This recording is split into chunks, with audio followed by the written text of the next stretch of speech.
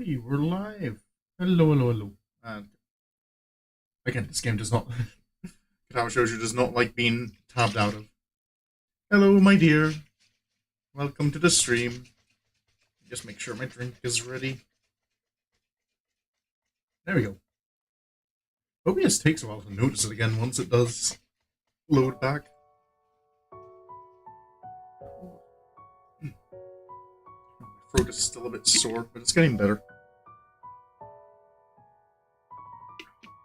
Oh, that is very pineapple. I think I added a bit too much powder this time around. So this is the right save. So, last time, the main thing I remember happened last stream is we got to meet Emmy and Rin, I believe, were their names. And we already spent a decent amount of time with them, I believe.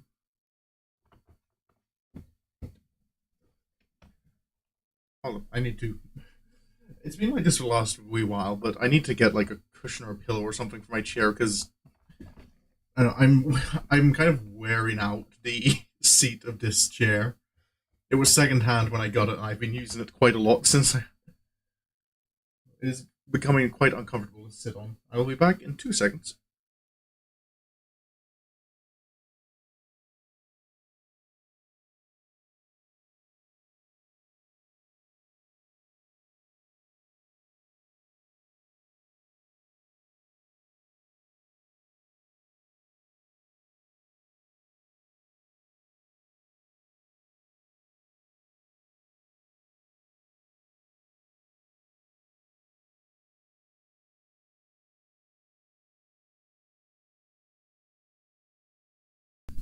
Alrighty.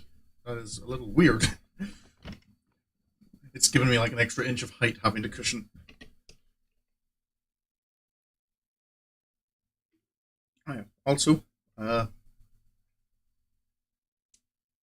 no avatar, because I forgot to make sure my iPhone was charged.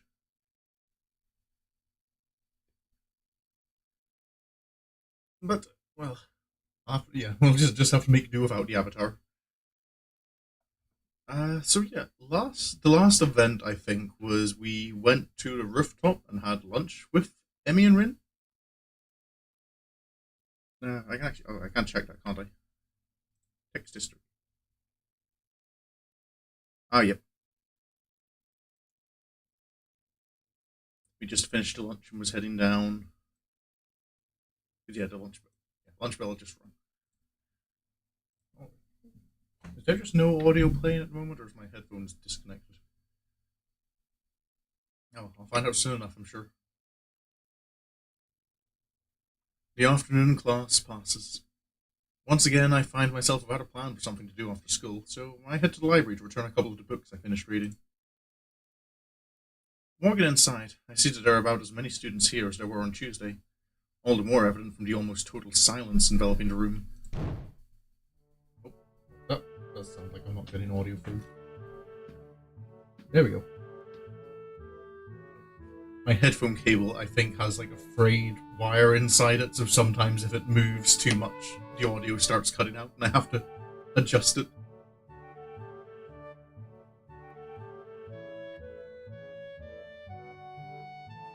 As I drop the books I'd borrowed into the return slot on the counter, Yuko suddenly pops up from behind it, quite startled from the banging they make as they hit the trolley next to her. Sorry, Yuko. Didn't mean to startle you. No, that's fine. It happens. A lot. I'm used to it by now. Doesn't the fact you're still getting startled by it prove that you're not used to it? Can I help you? It's okay. I think I know where everything is. Thanks anyway. I suppose I'll grab another book or two while I'm here. There's not much else to do, and after reading so much during my stay in the hospital, it's become a hard habit to break. I wander down to the fiction section towards the back of the library, scanning the bookshelves for anything that catches my eye. As I do, I look over to the corner where Hanako had been the last time I was here, not really expecting anything to come of it. Oh, does she have her usual spot? Surprisingly, though, she's there, absorbed completely in a fairly thick book. I decide against intruding on her like last time and get back to finding reading material. After an indiscernible amount of time spent perusing the aisles, I finally decide on a couple of books to get and slide them off the shelf. With a minimum of fuss, I quickly walk over to the counter, check out my books, and pop them into my bag as I walk out. By the time I leave the main building, sunset isn't too far away. A small trickle of students remain, but the majority have left, presumably to their homes and dorms. Feeling utterly drained, I head to my room to read the books I borrowed. There's been enough action and excitement for one day already. No Kenji. The first is Alice's Adventures in Wonderland. I know the story, of course, but I've never actually read the original book. I am also in that same boat. I've never actually read Alice's Adventures in Wonderland. Really, I'm not. I used to be a massive reader, but I don't know, the last few years my focus has been on the decline. It's just as trippy as I remember the story to be, with the wacky characters and nonsense plot. I started thinking of myself as some kind of an Alice too, haplessly tumbling down the rabbit hole into this crippled wonderland. That sounds a little offensive, but okay. Okay, he's self-aware at least. That's a rather strong expression. I need a little load of game audio, but okie dokie, I will do so.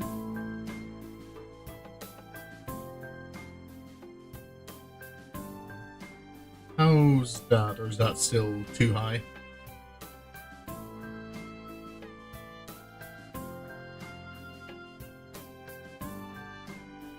I think quite possible. Like, I have noticed that this music track in particular, I think, seems to be fairly loud. I think just a little more. I feel it doesn't help that I think because of my sore throat, I'm kind of lowering my volume a little bit.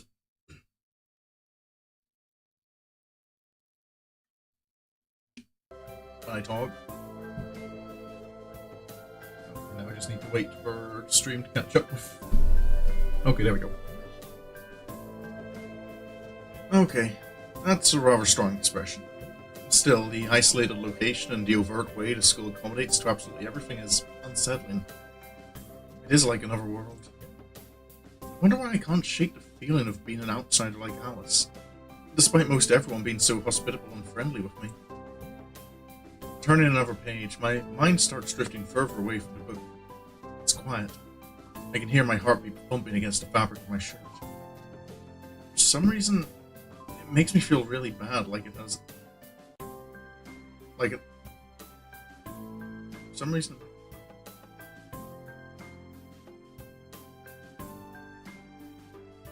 This sentence confusing me a little. I feel I'm missing something. For some reason, it makes me feel really bad, like it has since that time in the forest with you and Aku. Like I was locked in a cage or something nasty and scary.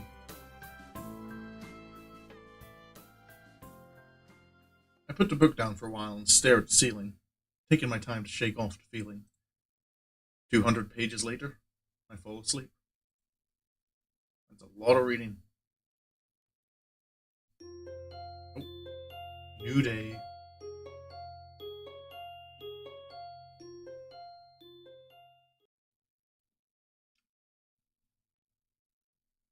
Straight to class. Oh, straight to Saturday.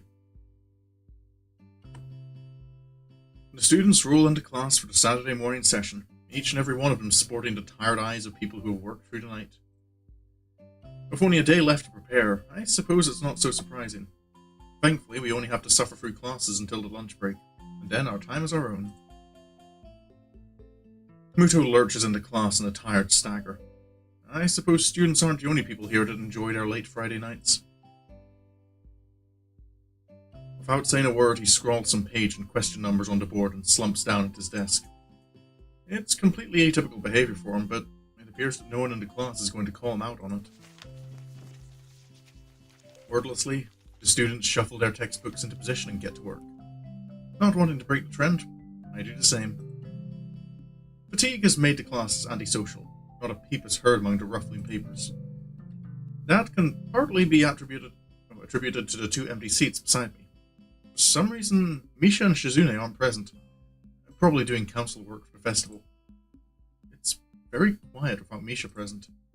I wonder if she was born as rowdy as she is, or if she's making up for Shizune's lack of voice. Nakai, can I speak to you for a moment? I'm so engrossed in thinking about Misha that I don't even notice Muto approach my desk. Sure. What's this about? It's probably better if we speak outside the classroom. Oh, yeah. Something about this doesn't sound too good, but I stand up and follow him out into the hallway. Yeah, there's always something about when the teacher is kind of like, can I speak to you in private? It just gives you that feeling of dread. Like, what have I done? Muto stands in the hallway, scratching his head as he works out what he is trying to say.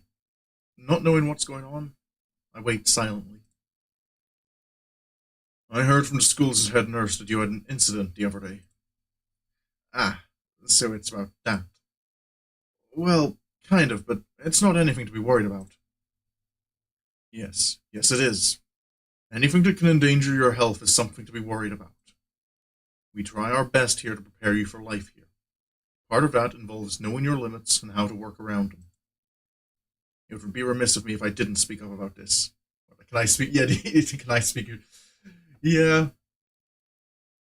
Oh, I remember once having, like, the very terrifying thing of, like, I hadn't done anything, at least I'd been aware of, but I got, like, a message from one of the teachers kind of going, alright, I see. After class, like, can you go to the principal's office? Like, what does the principal want with me? But I think that, if I remember correctly, that incident was the principal had kind of summoned all the, like, special needs students in the school, just to kind of, like, find out what we thought of the schools, like, how they were helping us, and if there was, just one of those good old, is there anything we can do better? Is there anything kind of thing we're failing you in, sort of way? The meetings that let them pretend they actually are paying attention, but never change anything. Alright, I get it. I'm sorry.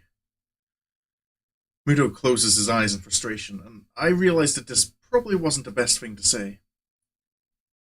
Something tells me that you're not sorry. Pretend as much as you want, but this isn't a normal school.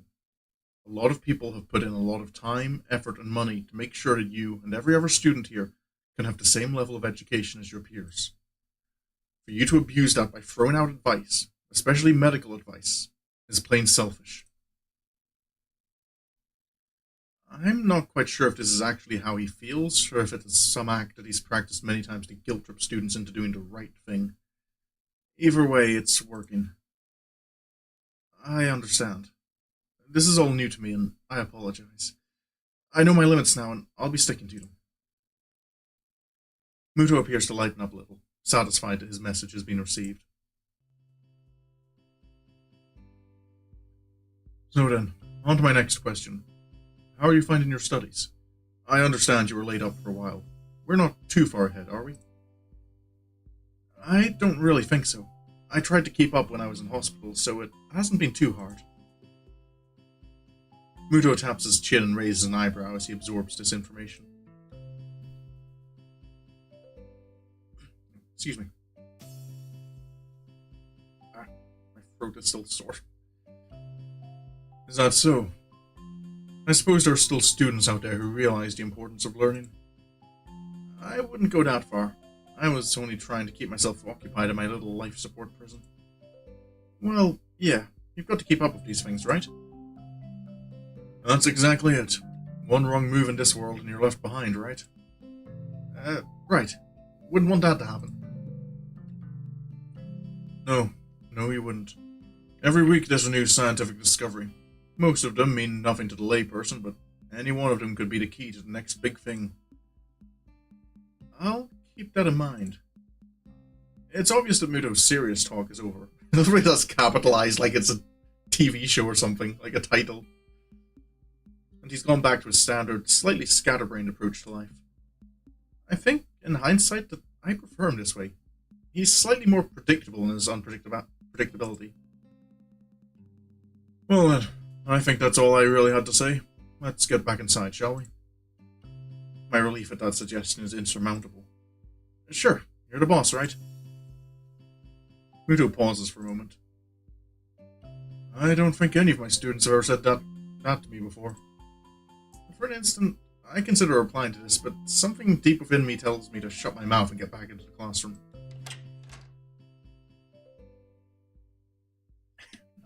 A few of the students jump at the sound of the door, rapidly trying to pretend that they are working on the questions on the board.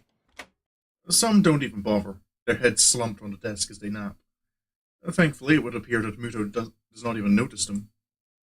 He returns to his desk and retrieves a scientific journal from one of the drawers. I guess I got to him there. The class returns to the near silence that Muto and I left in before our chat. Mixed feelings of tiredness and anticipation buzz around the room. Everyone here is either waiting for a chance to rest, or the chance to get their last-minute preparations underway. The clock on the wall slowly ticks the remaining class time away, until finally the bells cry out, ending the torment. Before you all leave, I expect the answers for those problems by Monday. The class sighs as one, instantly regretting slacking off, but still acutely aware of the more pressing issues at hand.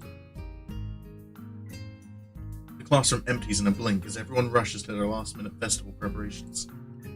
I stay behind and try to quickly finish the question so I don't have to bother with it over the rest of the weekend, with the festival and all tomorrow. Oh. Apart from me, Hanako was the only one left, obviously waiting for Lily. It's weird that Lily comes all the way to our classroom to pick her up. I expect that moving around is at least nominally harder for her than it is for Hanako. But it's none of my business, and I naturally don't ask about it from Hanako. Despite the relative proximity of our seats, neither tries to strike up a conversation about that or anything else either, so an oppressive silence falls upon the classroom.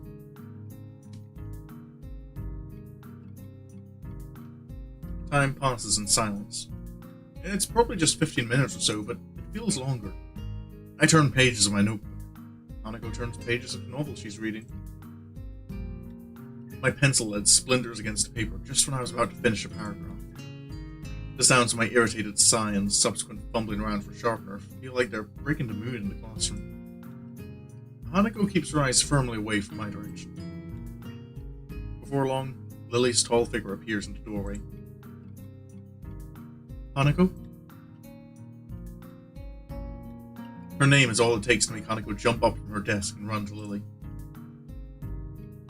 They talk quietly for a moment, but it isn't long before Lily leaves down the hall and Hanako idles back into the classroom, taking her seat once again. I watch Hanako out of the corner of my eye out of sheer curiosity at the idea that the two would be separated. For a couple of minutes, she does nothing but sit with her chin in her hand, staring at the desk dejectedly. The boredom evidently becomes too much for her though, her slender frame reaching into her bag and pulling out a small book. Come to think of it, that isn't the one I saw her reading at the library. She must be quite a fast reader to get through them at this rate.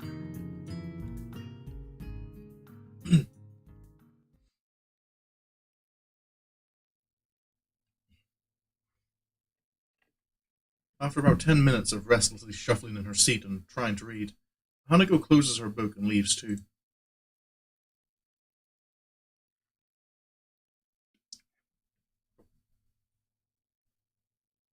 I feel like there's something stuck in my throat. Oops, I'm gonna just mute the microphone a bit. I need to cough properly.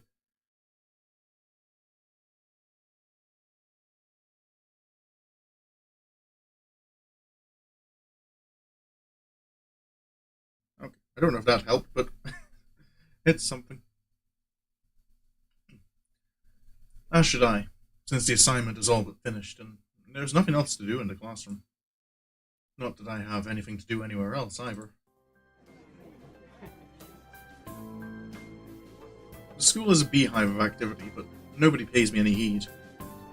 I saunter past classrooms filled with students frantically doing this and that, buzzing around like little worker bees. You wouldn't guess the school day is over. It's a bit quieter outside, but not by much. People zip by left and right, hurrying as quickly as they can, busy and energetic. I feel the opposite. The midday sun seems to be draining all the spirit out of my body, making it feel limp all over. Warm, soft air flows inside my shirt, feeling like a cushion. I yawn lazily, thinking about what I'd do. I'll drop off my books at the dorms first, and then... something I haven't decided yet. Maybe Kenji is in his room. On the way to dorms, I spot Emmy coming my way, running despite not having those weird running prosthetics on. I wave at her and she skids to a stop. Yo, Hisao! Spatters of white and green paint adorn her nose and chin respectively, but her smile is wide, as it seems it always is.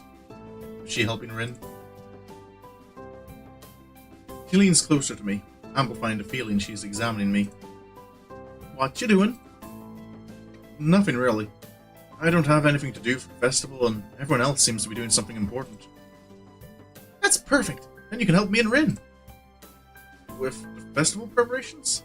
I'm not sure I would be of much help. That's fine. I'm not much help either. Emmy grabs my wrist and starts to drag me back inside the school, quite forcefully.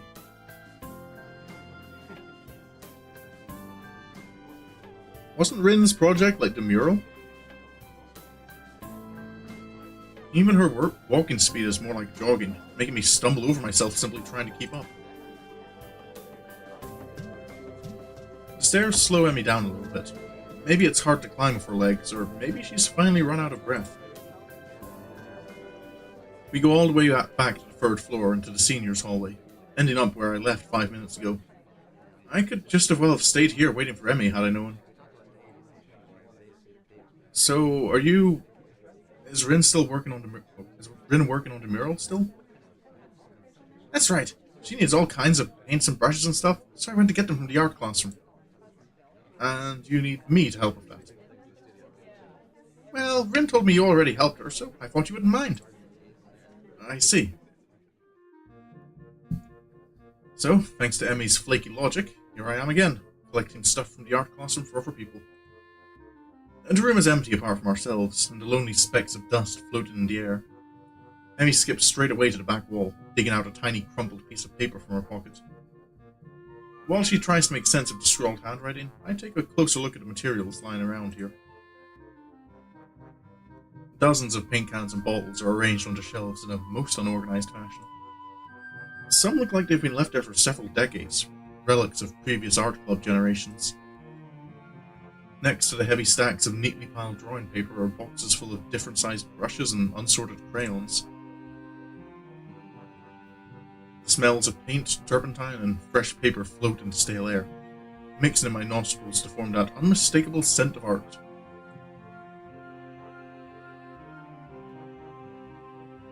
Emmy studies her notes, comparing them to markings on the various paint cans, and passes them to me as she finds the correct matches. She stretches her neck to look at the topmost shelf, but it's not quite enough. Her eye level stays below the shelf no matter what she does. Emmy gives up and just looks up to the shelf longingly, like a child at a toy store, puffing in annoyance. After a moment of building anger, she starts jumping up and down, apparently trying to speed read the labels during the fraction of a second she can see them and catch what she can. It's no surprise that she fails miserably, and almost manages to bring the entire shelf crashing down. Now I see why me lending a hand here would be useful. Come on, let me do that. You can't jump high enough. I don't want you to hurt yourself trying. Also, I'm like twice your height. You are not. She turns around, flaring scorn, flushed cheeks and all. Just kidding, just kidding. Anyway, I'll look up there, okay? She glares at me one more time, but can't come up with a retort. A begrudging humph turns her back to me. So, I begin scrounging around the top shelf for paint, while below, Emmy crouches to scavenge what she can from the cupboards. I shake my head a little, after double-checking to ensure she can't see me do so.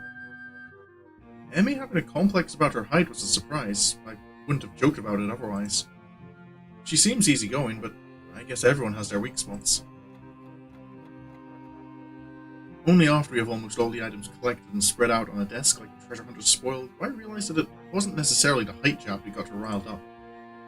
She might not like to be told that she can't do something, like jump. But Emmy herself seems to have forgotten all about it already. Quick to anger, quick to forgive. Is she that type of person?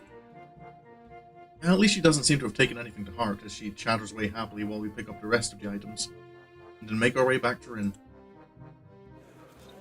I chivalrously carried a bulk of materials as we make our way towards the dormitories. Rin's really stressed about getting her painting done.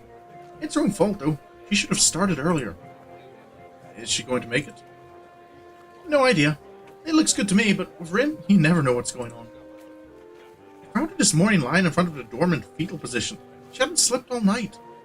Can't believe that the night nurses hadn't found her. And now she's painting again like crazy.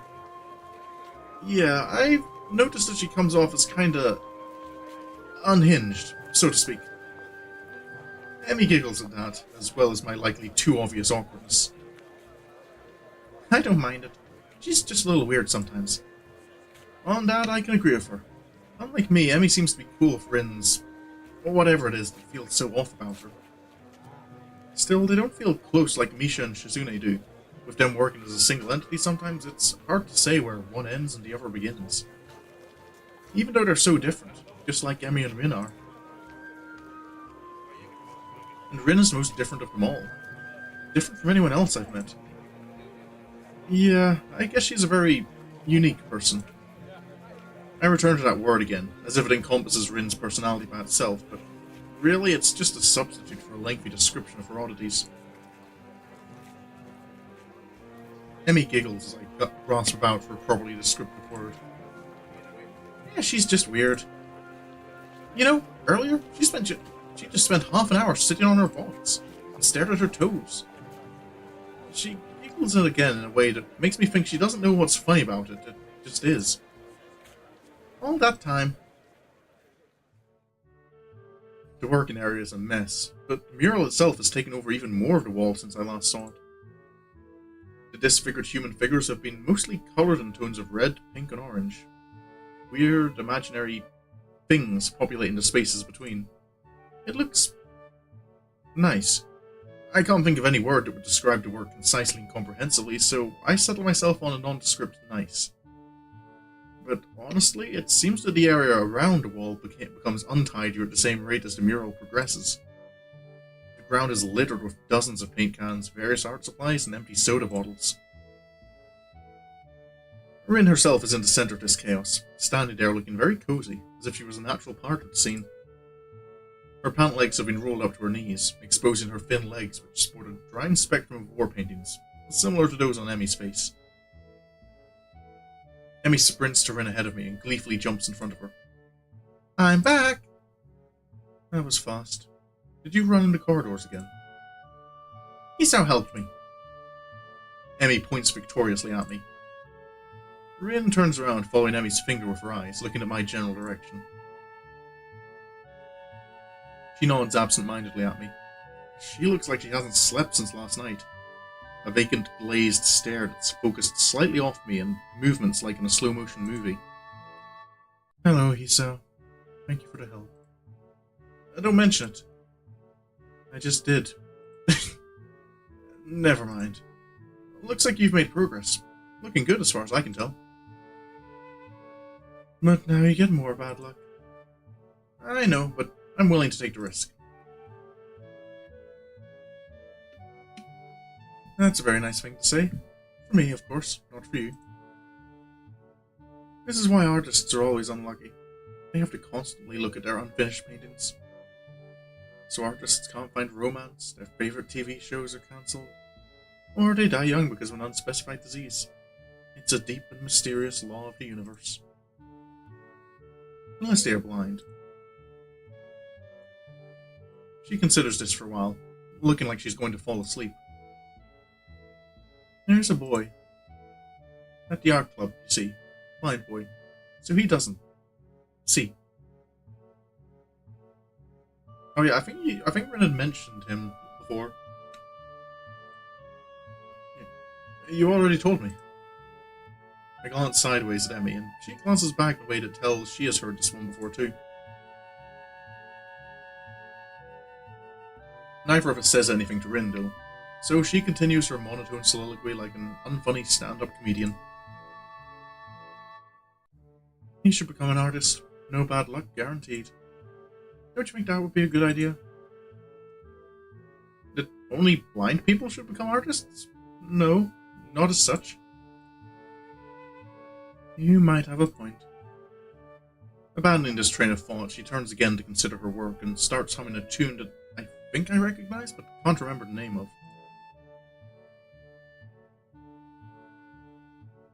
Emmy arranges the supplies we've brought and moves a few paint cans around, trying to bring some organization to the scene. Emmy, I need the Prussian blue paint. Which one's Prussian blue? She is staring helplessly at 7 or 8 cans, each with a different tone of blue.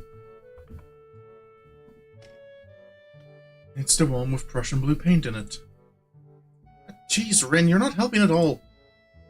I look around as well, even though I don't know what Prussian blue looks like either. I wonder what blue has to do with Prussia. Or what Prussia even is. The name sounds vaguely familiar, but I can't place it. Prussia is the country that became Germany, wasn't it? I know it was a European country that no longer exists.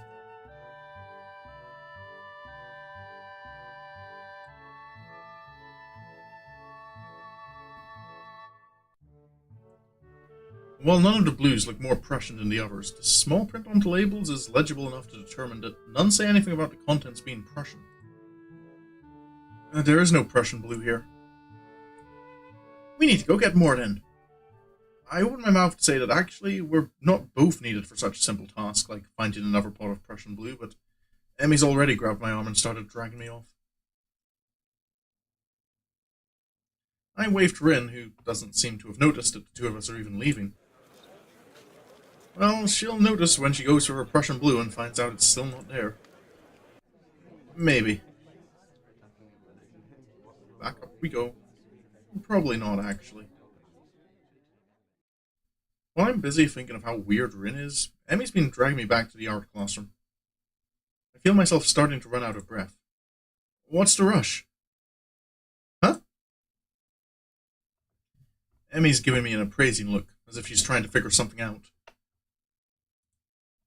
It's just that you seem to be in a hurry. I'm not sure I can keep up. Comprehension dawns on her face. You're not out of breath, are you? There's almost an accusing playfulness to her tone. I'm tempted to deny it, but then I realize that I've been breathing heavy since we stopped. Guess it's kind of obvious. A little. Not everybody can be in shape, you know. It takes all kinds, right? Emmy frowns. It's not a particularly good frown.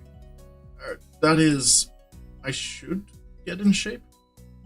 Not that I hadn't already decided to try for that. After that flutter on the track, I figured there's a real need to get in some sort of running habit. I was, after all, feeling pretty good until I had my false alarm. Well, actually I wasn't, but it was fun? Meanwhile, my comment seems to have helped Emmy come to some sort of decision. Well, that's it then. She gives me a serious look. You're joining me. I beg your pardon? In the mornings. You and I are now running partners.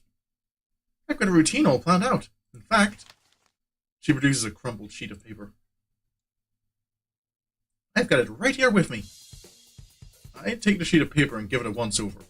Okay, now, Emmy, you are remembering what happened last time. You're not going to make us do the same kind of workout that you have planned, are you? Times, dates, and laps, all laid out. Pretty sure you figured out what route you're ending up on? I feel it's probably either Rin or Emmy at this point.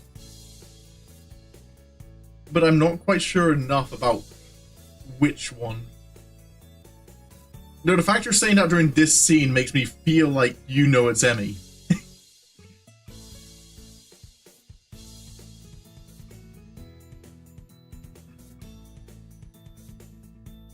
A slow increase from just a few laps a day to... My god, does she expect to have me running marathons? And where did she find the time to get this all together? And how long has she been planning this anyway? You've been planning this? A little. It's really the nurse's idea. He told me to keep an eye on you to make sure you exercise like he told you to. A vast conspiracy? Maybe Kenji's onto something here. No, he isn't. Don't give him that credit. This seems a bit much for just keeping an eye on me. Well, to be honest, I've been trying to find a running partner in the mornings for a while now. My god, Kenji. If you could only see the scheme unfolding. What do you need a partner for anyway? It's easier to keep up a workout if you're not the only one. That is true. That is very true.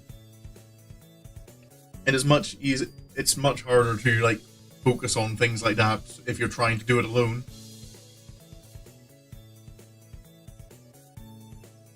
Isn't that obvious? You're less likely to quit if someone else has counted on you to be there, right? I see. And this won't only keep you running, but it'll make sure that I keep running as well. Meaning that I'll be obeying the nurse. And I'll be keeping an eye on you, just like he asked. You caught on quick, Hisao. And if I refuse? I have no intention of refusing, of course. But I've got to at least put up a token resistance to such a masterfully executed...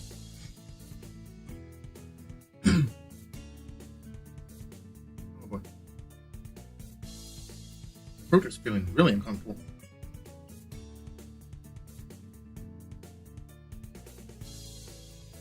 Can't make it look like you're too interested. Well, if you refused, I'd have to pout. And you'd have to live with being the guy who made Emi Ibarasagi pout. You don't want that on your conscience, do you? As if to demonstrate, Emi begins pouting. It is the most adorable, heart-wrenching thing I've ever seen. Okay, I'll do it. Just don't do that. I feel like I just hit a puppy. So it's settled, right? You're going to be my running partner? Follow the workout? And a dietary plan? Dietary plan? Yeah, the dietary plan. You've got to eat healthy if you're going to get in shape, you know?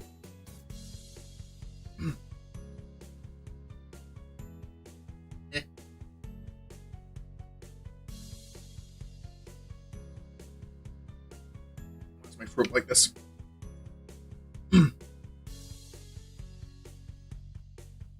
I examined the workout routine closely.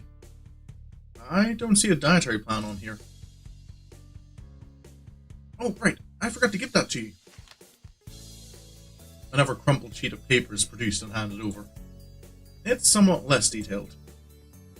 I had the nurse help me come up with it.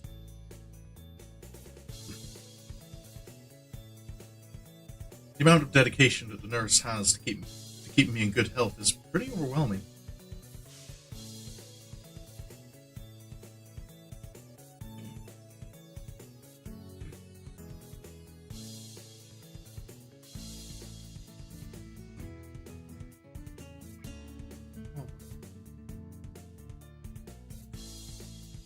I don't know many school nurses who would get one of their students to spy on me, much less help come up with a dietary plan.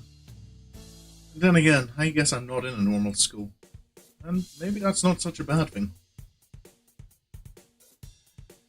Then again, this dietary plan seems to cut out just about everything that will be offered at the festival tomorrow. So when does our running start? After the festival. Right after. What if I've had something to eat there? I could get a stomachache, you know?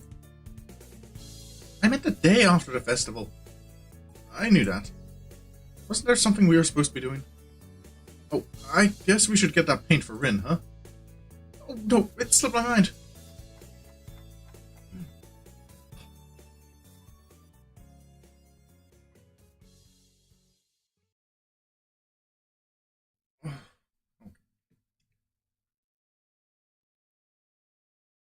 My throat is really not happy with me today.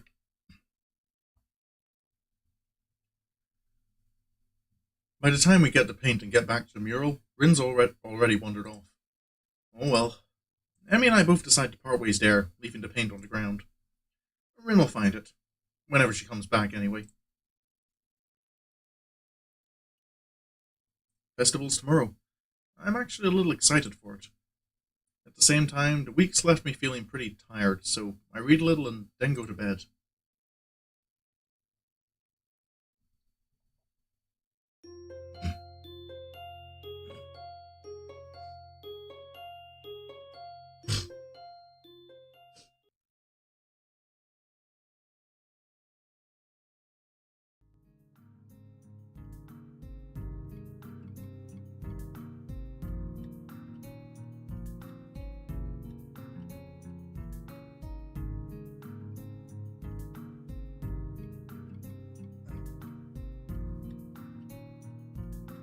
Who you meet and hang out with at the festival's confirmation of what? Okay.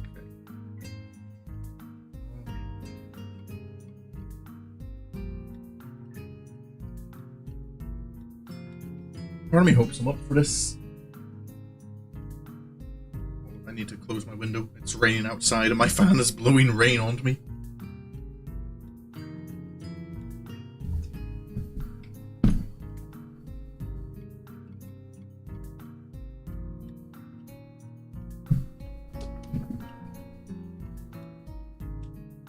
Or not, never mind. My window is already closed.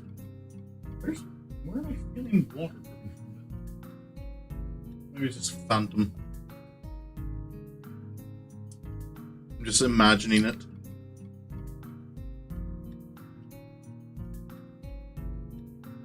The next day, I wake up feeling a little lightheaded. It's almost noon already. Sleeping late is fine since it's a Sunday and there are no classes. Not just a Sunday though, but festival as well. From my window, I can already see some people at the soba booth slinging noodles onto plates for people who are craving for low-quality food. I throw back a handful of my morning meds and wonder how to spend the day. There will be a few exams in the coming week, but I don't consider those as ominous as others, so I'm not as worried about them as I probably should be. With no urgent obligations regarding education, I should be free to spend the day at the festival as I like. Finishing my morning routine, I exit into the hallway, intending to go out and find something to eat. But are we interrupted by Kenji? Passing by his door, I decide to see what Kenji's up to today out of impulse. I'm curious if he has any plans, since everyone is doing something. Then again, I can picture him having built a soundproof shelter in his room. Or possibly something like a fort, complete with no girls allowed sign. And with the girls crossed out and body crudely scrawled underneath. Knocking on his door, which is luckily devoid of any kind of sign, I hear again the unsettling clicking of at least 10 locks before being pulled back. The door opens up a crack. Who is it? You're supposed to ask that before you open the door. Oh, it's you. Damn, it's early. It's not really that early. What is it, man? Nothing. Was just gonna ask what you're gonna do today. Half the school is out there already. Out where? Why? What? What? Is today special? Why are they there? Who are? I can hear them. It's loud. Don't tell me. Has the invasion begun? He suddenly looks more alarmed. What day is it, man? Yeah, I guess you can't see the big wooden booths outside and people selling stuff? What the hell are you talking about? I have my curtains closed at all times to thwart the snipers. It's the festival. You know that, right? Oh shit, that's today? Oh, damn. Oh, damn it! I can't believe I forgot. I don't have my fort finished yet. This is bad. This is going to be a very bad day. It's good you told me this, man. This is going to be a bad day. Why? Oh man, they're going to be everywhere. The people outside my window, socializing. Kenji rubs his temples nervously, suddenly looking very ill. It's going to be loud as hell. Damn. I was going to go out today. Now it's ruined. Everything is ruined. This is awful. This sucks. This sucks. What the hell? This really sucks. I can't go anywhere now. There's nowhere to run. Kenji seems nervous. You could even say he's majorly freaking out. I can't believe it. So that's what today was. Damn, I couldn't even prepare for it. couldn't even brace myself, and now it's here and I can't do anything. You should have told me this earlier, dude. I mean, at least I know, but I could have known earlier. Imagine what I could have accomplished. Sorry, I thought you knew. So I guess you're not going to do anything today? The weather's even good. Yesterday was really windy, so I thought today would be cold. It's not though, so there's no reason to just stay inside. Yeah, you should check the festival out. Kenji groans and covers his face with his hands. Do you really think that's going to work, Hisao? No. I can't do it. They'll leave me alive out there, I know it. That has to be a joke, but he said it with such a straight face. Relatively straight. What are you going to do? We should hang out in here. You can help me build my fort. We might still make it if we work together. I wonder. I'm kind of hungry, but I made this deal that I'd try to take better care of myself. Be healthier, you know? Don't know if I should steer clear of the takoyaki or head straight in.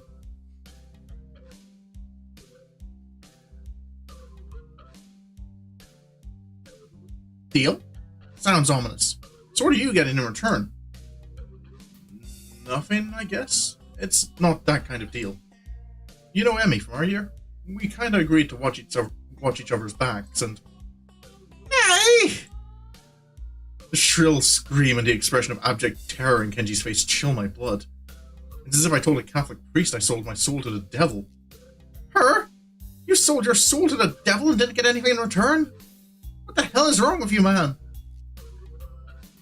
Does Kenji, know Emmy specifically? Do you know who you're dealing with? She's a public health danger. Do you know how many people she sends to the hospital monthly with her carefully placed flying tackles? She's one of them. A key player in the vast conspiracy that aims for the complete submission of everything that is manly. I can't believe what I'm hearing. I trusted in your judgment, man. I thought we were brothers. You have to call it off before it's too late. This festival, too. It's just one of their ploys. He fingers his scarf nervously, faster and faster like he's trying to start a fire. Then slowly begins to calm down once the panic attack finishes running its course. Certain routes get a big reaction. Oh. I'm going to have to find some place to hide in. A safe haven. And then knock the lights out of myself so I don't have to experience this horrible day. I have the perfect thing for that. I must prepare now. Don't go to the festival. Okay. Later, dude. The door slowly closes with a low creak, and I don't know how to feel about what Kenji just said. It's kinda unsettling, and now I start to feel doubtful myself. Should I bother going? I've got a book I've been meaning to read. Something about an underground postal system that may or may not exist. It's short, too. I could have it finished in a day. But would that be a good way to spend my time? Well, yeah, it definitely would be. But I suppose it would probably be a better idea to head outside. See the festival. Try to integrate with all the other sideshow acts. Honestly, I should at least make an attempt to keep up the somewhat friendly personality I've had the past week. Maybe get something to eat, my stomach suggests. It's almost lunchtime. I could at least grab something from one of the stalls outside. I wondered if we were going to get a choice there. I just have the nothing happens ending by just going, I'm gonna just sit at home and read.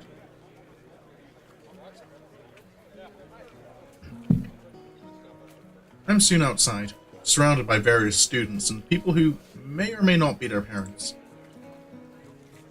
Every so often I catch a glimpse of someone who clearly just came up from town for the promise of a festival. They're easy to spot. The ones who can't stop staring, and behind their eyes you can tell they're thinking, now what's wrong with this one? I almost want to yell at them. But at the same time, can I deny that I've been doing the same thing all week? A wave of something like disgust sweeps over me. Guilt for my own narrow-mindedness.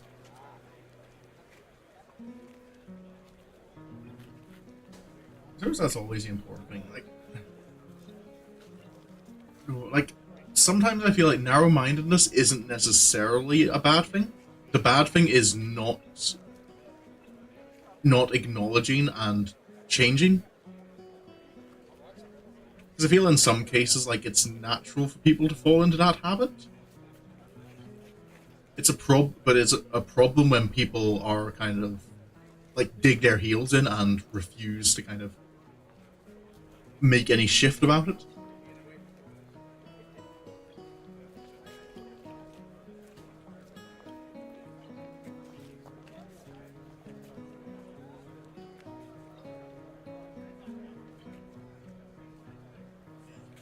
I feel I could have worded that better. Oh. Coca-Cola. I just noticed I think that. Yeah, this is another one. I'm just seeing like brands I actually recognize. Is that Heinz ketchup as well?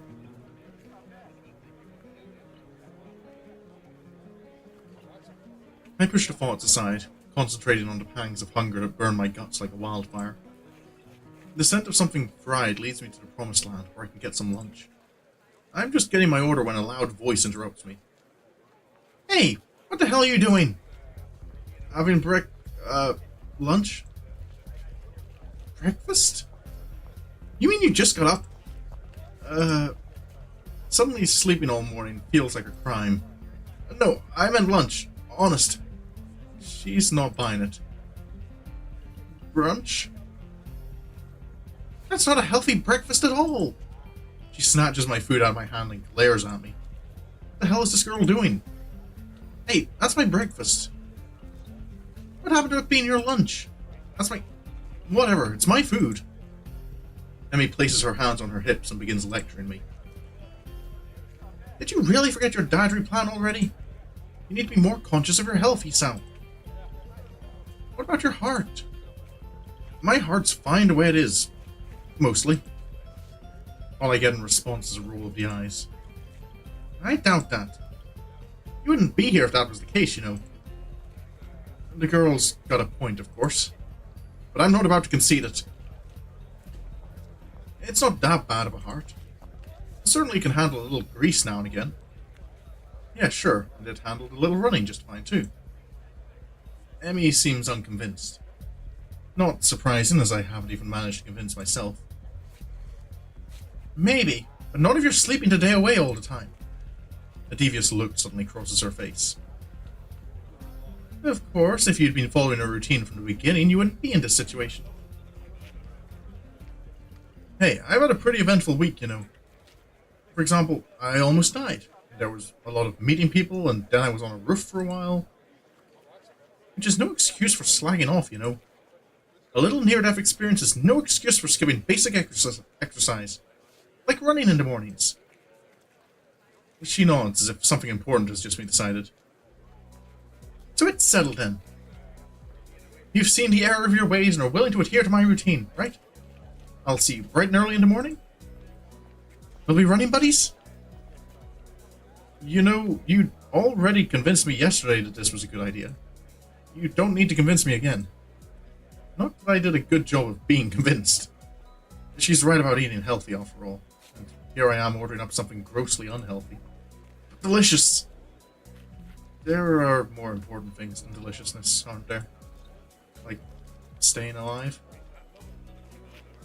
If Emmy weren't here browbeating me for my poor decisions, I'd probably... Hey, wait a second. A sudden question springs to mind. Hey, why the hell have you taken such an interest in my well-being? Emmy shrugs and grins at me. You're the new guy. I figure you don't have any friends yet, right? Besides, I've caused you trouble all week, right? I owe you for not getting angry. And I told the nurse I would anyways. Crazy little running girl wants to make me healthy. Well, I suppose there are worse fates. Okay, that sounds... fine. But thanks for your concern. Tomorrow morning, then? I figure that ends the conversation, so I turn to leave. Not so fast. I feel a hand on my collar, and in a second I've been yanked backwards. Hey, no need to be so rough. What do you want now? Emmy looks almost wounded by my annoyed question. Thought you could use the company. Her eyes narrow. Besides, you were just going to try sneaking some of that fried crap, weren't you? Well, I wasn't going to, but now that she mentions it, that would have been a really good idea. I was not. Another glare. Okay, maybe I was going to get a little... The glare continues. Okay, a lot. I'm a danger to myself and others, aren't I? I get done agreeing that I need to be healthier, and then immediately start considering the next unhealthy habit that comes my way. I knew it. You can't be trusted. Now I definitely have to stick with you. This whole situation feels silly. I can only imagine what passers-by think of the sight of me being lectured by a tiny girl half my size. Maybe I should just give up for now. Fine. Do what you like. I sigh. Might as well make the best of this. What do you want to do? Emmy thinks for a minute. Well, I promised Rin I'd stop by her mural. So let's do that. I confess, I'm slightly curious as to how her mural turned out myself, so... Again, I consider that there are worse fates. I give a nod of assent and find myself almost dragged bodily through the crowd as Emmy races to our destination. By the time we reach the dorms, I can feel my heart pounding. My heart shouldn't be pounding after just that. I take a few deep breaths, willing myself to calm down. I'm one of the most normal-looking people in the school, but I still have to be here. Sometimes, I almost wish I'd lost a hand or something. At least then it'd be obvious that I belong. But instead, I don't even look sick. Even now, trying to catch my breath, I just look out of shape. Emmy looks back and notices my state of distress. You're not going to die on me, are you? Please don't. It'll all be all my fault, and I don't want to deal with that kind of guilt. Besides, after the last time, I really don't think I need to see that again. Especially because the nurse will totally say it's all my fault. No, I'm fine. I guess I need to start running after all. And you wanted to keep eating your greasy... whatever it was. See, it's a good thing I found you, right? Yes, it was. Maybe. And of course, I don't add that I wouldn't be in this state if she hadn't dragged me across the festival grounds. Further conversation is interrupted by the sudden appearance of Rin. Oh, it's you. Hello, Emmy. Hey, Rin! I brought Hisao along because he was going to give himself a heart attack. I was not. My objection goes unnoticed. He stopped by to see how the mural turned out. Rin nods slowly. Well, it's right there. You can see it pretty clearly. I find myself wondering how long Rin's been standing here in front of the mural. Has anyone even stopped by to look at it? Are we the first ones? Obviously we're not the first to see it, of course. I mean, it's pretty big. You'd be hard-pressed not to see it. At the same time, I don't think anyone's actually talked to Rin about it. Anyone but us, that is. I feel compelled to say something. It looks pretty good. I'm still not happy with how it turned out. But I guess it'll do. She seems almost resigned to it. I'm not sure what she expected as a result, but I guess she didn't quite get there. We stand in front of the mural, taking it all in. I try my best to concentrate on the composition of the thing. It's actually fairly interesting. The colors swoop and blend together, dragging me along with them. There's a dreamlike quality to the whole thing that makes me almost feel sleepy. I try hunting out some of the colors Emmy and I grabbed for her. Try as I might, I can't see any Prussian blue. Oh well, I'm sure it's in there somewhere. My feet start to hurt, but Rin doesn't seem inclined to move on. Emmy speaks up. Hey Rin, have you eaten? Of course, you can't survive otherwise. What about in the past 5 hours? Maybe, but I'm hungry again, so maybe that means I'm wrong. Emmy grins and claps her hands together. Good, come get some food with us. Rin nods in assent. Okay, but we should hurry before they notice I'm gone. Somehow, I don't think they'd care, whoever they are. As we head back to the food stalls, I cast a longing eye over the fried food. No, I'd better not. Although I feel... part of me feels that the picture, they could have maybe found a better picture for this, because I don't feel a school would be selling beer like this.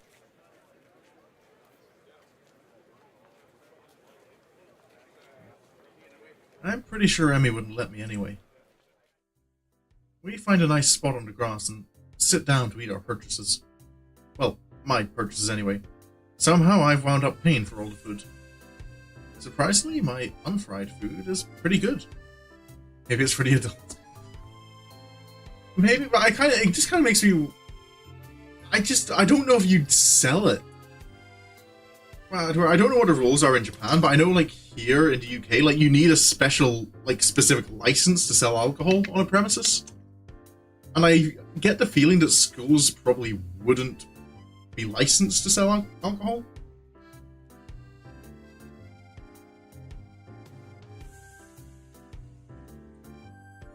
Silence falls as Emmy and I eat, and Rin stares at something or other, occasionally eating a bite or two of her food.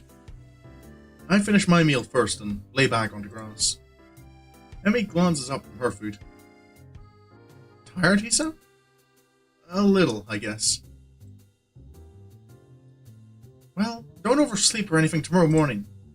We start our morning runs, remember? Actually, they slipped my minds. I was actually just enjoying myself. Wandering around the festival with these two has actually been fun. So I guess that does kind of... yeah. I'm guessing this is confirming that it's one of these two.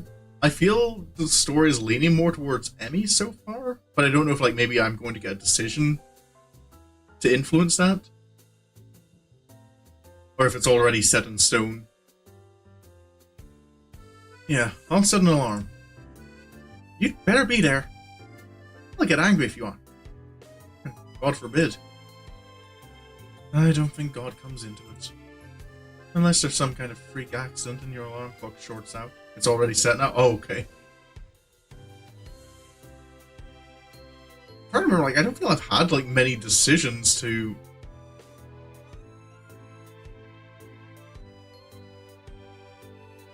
like, to influence things so far.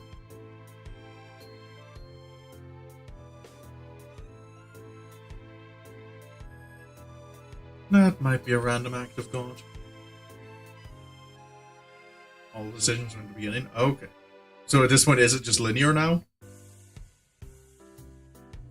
Well, don't cause any random acts of God then.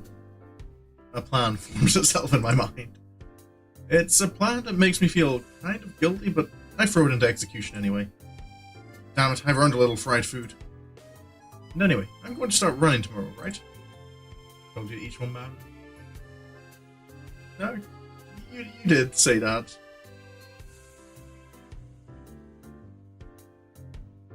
So the actual routine all starts then, not now. Ergo, the dietary portion starts tomorrow too. Ergo, I can have something unhealthy today. A sort of final farewell to all the stuff I used to eat with wild abandon before the hospital. Actually, I suppose I should head back to my room. I had some homework to do, and if I'm going to run in the morning, I should make an early night. Those narrowed eyes again. You sure you're not just going to sneak off and buy some of that fried stuff over there? Nah, I'm too full to bother now. I pat my stomach for emphasis. Besides, you two have cleaned me out anyway. Emmy giggles. It's a surprisingly pleasant sound. Another pang of guilt. She's got to know that I'm lying to her, doesn't she? Or is she just that trusting? I feel kind of like a monster. All part of my master plan, he said. Well, I guess I'll see you tomorrow morning then. Thanks for the food, and for keeping us company. And here I thought she was doing me a favor. Rin nods in agreement.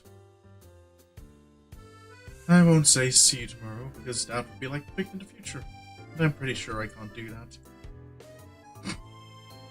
Okay. Bye, you two. I feel oddly glad that I decided to leave my room today. Not a bad way to start my second week here, I suppose. Once I'm sure I'm out of Emmy's line of sight, I make a beeline for the food stands and buy some cake. At least it's not fried, right? That's slightly better than what I was planning to do. I still feel a little bad about lying to Emmy, though. She really does seem concerned about my health. Clip coming up. A clip coming up. I'll make it up to her somehow. Better head back to my room. Hey, I do have work to do.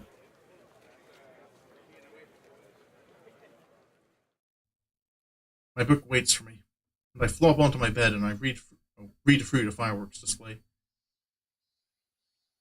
Eventually, all the walking around, or more accurately, running around, catches up with me. I really am out of shape. Emmy dragging me out in the morning to run might just be a good thing after all. It's something to look forward to.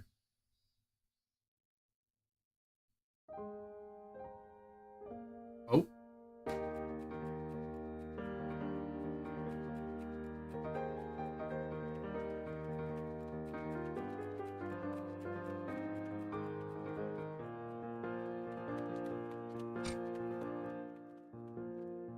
Careful not to compete, Hisao.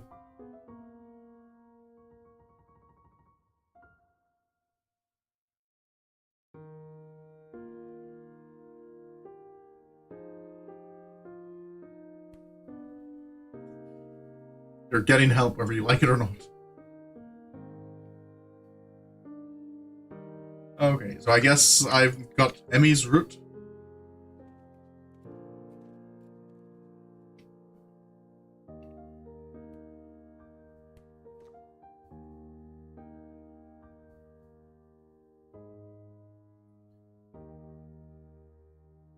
I'm trying to figure out what made the Act 2 form. I'm trying to figure out what decision might have made the difference between Emmy and Rin. Oh yep, there it is. Finish Emmy's Act 1. My alarm's beeping shatters the early morning quiet, and I find myself wondering where to find motivation to rise. So I should ask me, like, is Emmy the one you predicted? Because I know you'd said, like, before I even started playing the game, you had an idea on who would be the first route. Class is still quite far off, but I agreed to run with Emmy in the mornings. Really, I'm not that interested in running as a hobby, or even as a possible life-lengthening exercise. However, I feel obligated to follow through on my promise to Emmy yesterday, which is why I find myself throwing on some running shorts and a light t-shirt. The cool morning air caresses my face as the morning sunshine causes the dew on the grass to sparkle, nearly blinding me at first. As I make my way down to the track, an ugly thought strikes me. What if this is some sort of joke that Emmy's playing on me? Would that surprise me? Really? Hell, I'd probably do it to the new guy too. At the very least, I'm sure Emmy and Rin made a bet on whether or not I'd actually show up. I feel a sense of trepidation as the track comes into view. You're late! It would seem that Emmy is already there. What a relief. Not according to my watch. We both were early, in fact. Damn, you got me there. Emmy is sitting on the bleachers, decked out in her running gear, waiting somewhat patiently for me. I'm glad you're actually here. I was afraid that this was a joke or something. I'd never make someone get up early for nothing. Plus, Rin owes me 500. They did bet on it. Rin owes me 500 yen now. She didn't think you'd actually show up. I knew it. Nice to know Emmy was on my side at least. Emmy hops off the bleachers and begins stretching out. She's remarkably live, almost like a dancer. I set out to stretch as well, but then realized that I don't exactly remember how to stretch properly. It's been ages since I stretched for anything, if you don't count my one stint at running last week. And even then, I don't think I actually stretched beforehand. The spectre of my long hospital stay rises up again. I can't say I was all that active before the hospital stay, though, so maybe I'm just being morose. Figured you'd end up on her when you went for the option of pushing yourself to the wrong. I mean, okay, I suppose then is that the decision?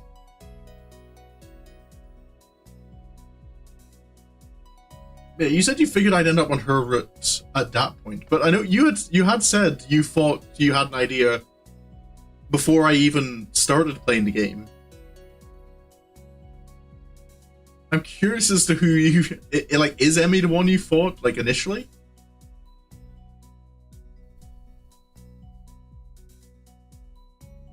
Emmy giggles as she watches me stretch out.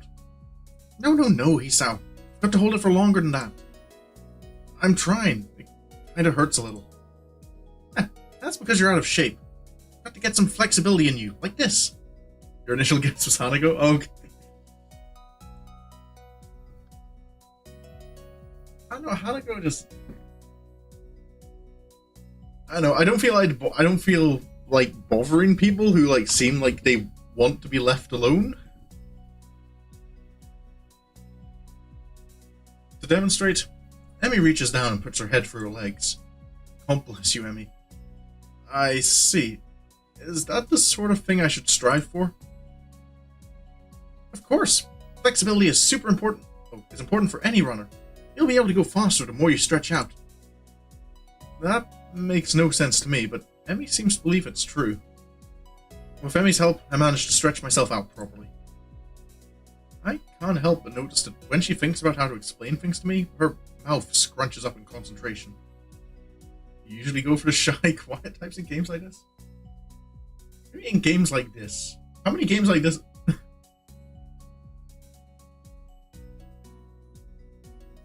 trying to think how many games like this I have played. I didn't think I'd played enough to have a track record.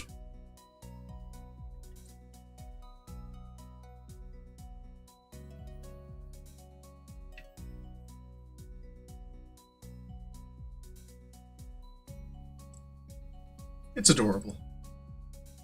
Not bad, Hisao. Come on, we'd better start running. We'll start off with just a mile, okay? That's 4 laps around the track, got it? That sounds fine to me. This shouldn't be too hard. I walk a lot, but there's like I can regularly like and easily walk a couple of miles, no problem. But trying to jog or run for like even 1 mile, like it's quite a distance. A hazy memory of running a mile for gym class surfaces in my mind. Yeah, it wasn't that bad. Emmy sets a pretty good pace, and I fall in behind her. Try to keep up, okay, Hisao? Roger. We round the first curve without incident, though I can already feel my heart rate increasing slightly. By the second curve, I've started to breathe through my mouth. Emmy doesn't even seem to be breaking a sweat. As if to punctuate her superiority, she turns around and starts running backwards. Are you doing okay, Hisao? Never better. Oh, really? Maybe I should speed up then, Oh, no, I wouldn't want you to overexert yourself. My heavy panting and wheezing make the statement less convincing than I had hoped. Emmy simply smiles and turns around again. To be fair as well, like, isn't it? At this point, we're kind of like holding Emmy back.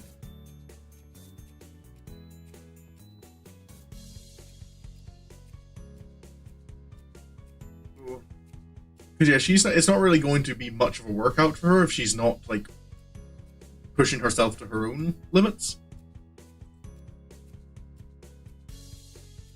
You're the boss, Hisao. We'll stay at this pace. I get the feeling that I'm being mocked. If I weren't in such terrible shape, I'd probably feel offended. By the third lap, my breath is coming in ragged gasps. I'm also awash in my own sweat. Gross. We round a curve to start our 4th lap, and Emmy looks back at me with a grin. Here we go! She takes off at blinding speed, while I stubbornly stick to my slower pace. By the time I get to the first turn, she's already rounding the second. As I struggle across the back stretch, Emmy continues running and catches up to me. Come on, Hisao, you can do it! I'd answer her, but I'm too focused on getting air into my lungs and ignoring the burning in my leg muscles. Part of me wants to say something like, maybe you can, but I'm about to die here. But then again, I doubt I can actually form words right now. Emmy keeps pace with me as I round the second turn and cross the finish line. Her sprint seems to have gotten her sweating. It's... oh boy. It's actually caused her shirt to turn slightly translucent. It seems she wears a black sports bra. Fuga Yukiko? Jeez, that one girl. Yukiko was on my second playthrough of Persona 4. It was...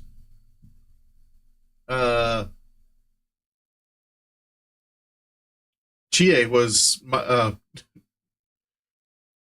Chie was the one I went for in my first playthrough of Persona 4. And yeah, Anne was an accident, though it was more... I think it was Makoto was who I was going for then.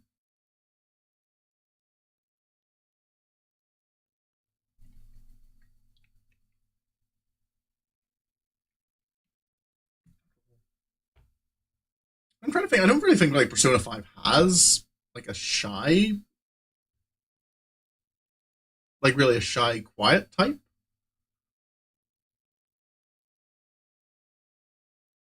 I suppose you could kind of say Haru is, but like she still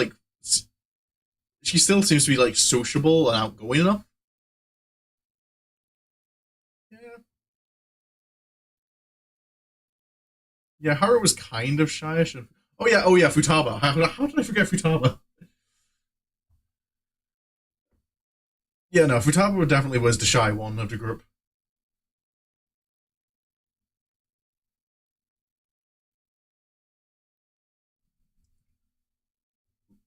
But I think in Persona 5, like the one I had been most interested in was Makoto.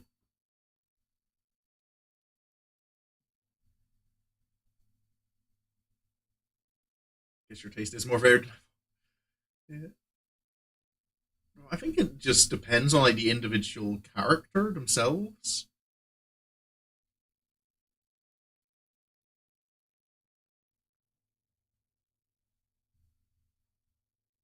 I'm trying to think.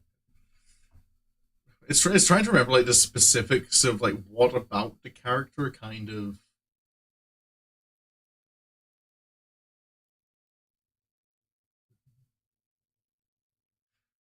I think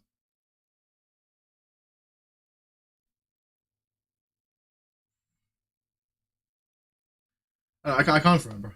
I'd have to look back at some clips to remind myself. At least in the case of Eternites and Persona 3, I think I talked through the choice. I feel a vague stab of guilt for being the sort of guy who stares at a girl's chest, but my legs and chest are burning so badly I can't bring myself to care that much. Not bad for first ever T-cell. Kind of you to say. So, Annie seems to be, if not out of breath, at least breathing a little more heavily than she was before we started running. It must have been the sprint that did it. Hey, I've got to get a few sprints in. You should walk around the track to cool down. Then we can stretch out and we'll be all done, okay? Sounds great. My legs are on fire and my breathing is still heavy, but surprisingly my heart seems to be taking the strain well. Another triumph of medical science, I suppose. You should put your hands behind your head. It makes it easier to catch your breath. Is that true? Surprisingly, she's right. I begin to stroll around the track, happy to feel my breath coming back to me. Whoop. There's a blur as Emmy sprints by me. Watching her run is absolutely fascinating. It's not just because she's on prosthetics, though that is interesting.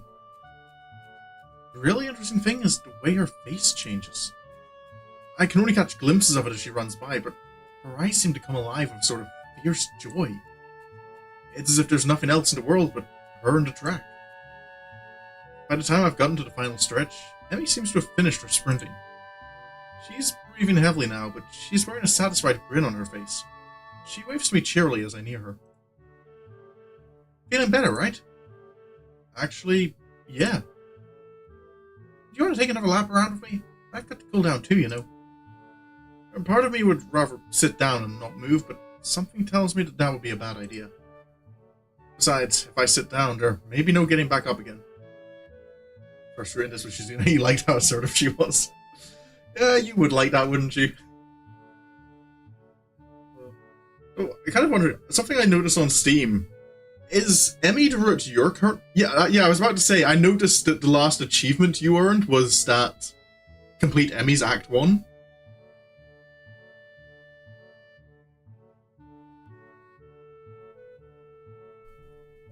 So I guess this is all fresh in your mind.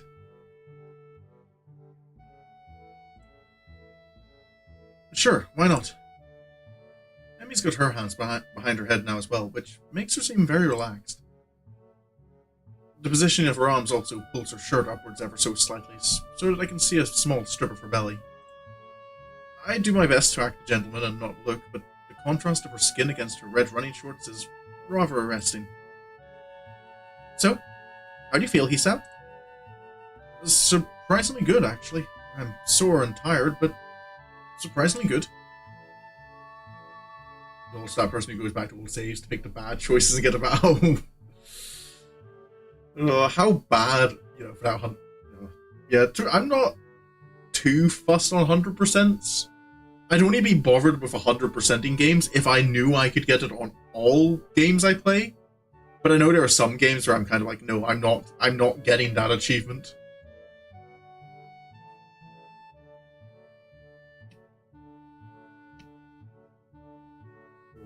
And I don't know. I guess I'll have to get to the end of Katawa, like the end of at least one route to decide, like, am I enjoying this enough to go back and play, like, look through the stories multiple times?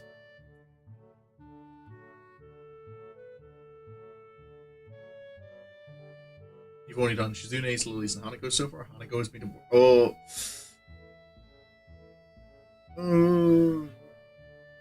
Yeah...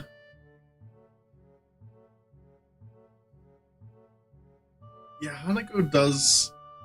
Of course, that is subject to change, so you haven't seen Emmys or Rins yet.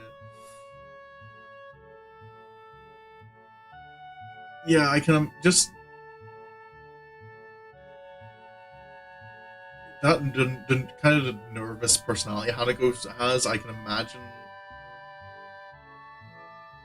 things could go bad with her. Advise that once you fully complete Katawa Shoujo. That is fair.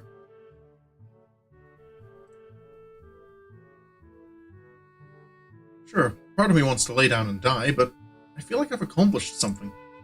It's almost like a glow from my body to persist despite the soreness.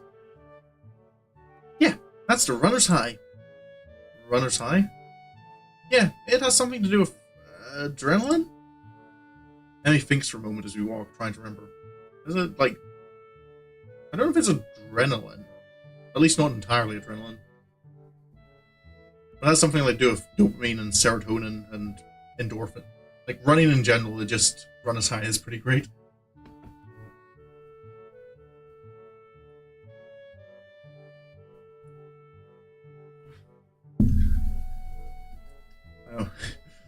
I don't know, the roads I have around me aren't particularly great for running on.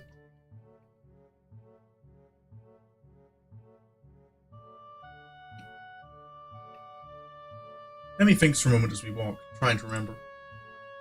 Then she shrugs and grins at me. I don't actually remember. It's a good feeling though, isn't it? Better than sex, right? I open my mouth to respond shortly before processing what she's just said. Emmy watches my face for a few moments before bursting into laughter. Sorry. I couldn't resist. You're just too easy. Why did I agree to roam with you again? Emmy just laughs harder. She takes a hold of my forearm and tilts it, allowing her to get a better view of my watch. Her face changes the moment she sees the time. Oh no, we'd better get a move on, Hisao. Class is in an hour and I need to shower. I should probably do that as well. I need to see the nurse too. Maybe he'll write me a note for being late. Why do you need to see the nurse? Emmy points to her prosthetics as if that would explain everything. That was the moment you realize she isn't as cutesy pure she looks. Yeah.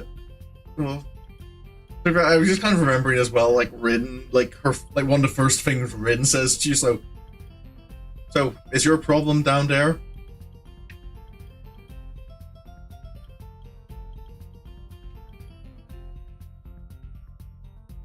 It's important to check for irritation.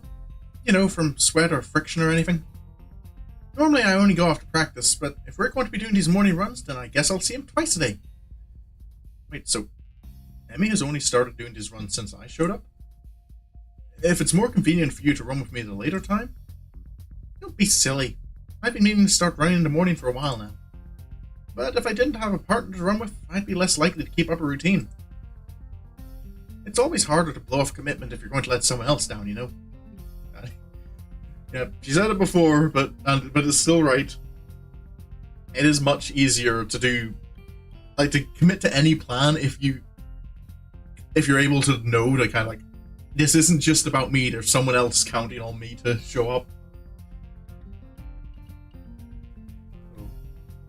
It's one of the things I'm enjoying about like investing the money in like getting sessions with a personal trainer at the gym, is knowing that, well, he's not with me with every session, but we have an app that I record my progress on each week, so he can see that I've got someone kind of keeping me accountable to kind of go, oh, I'm going this way. So I kind of, whenever I think about, I don't know if I'm feeling the gym today, I'm kind of, every time I have to go, if I don't go, I'm going to have to explain why to my PT. And he's going to scold me if I just say, I just didn't feel like it.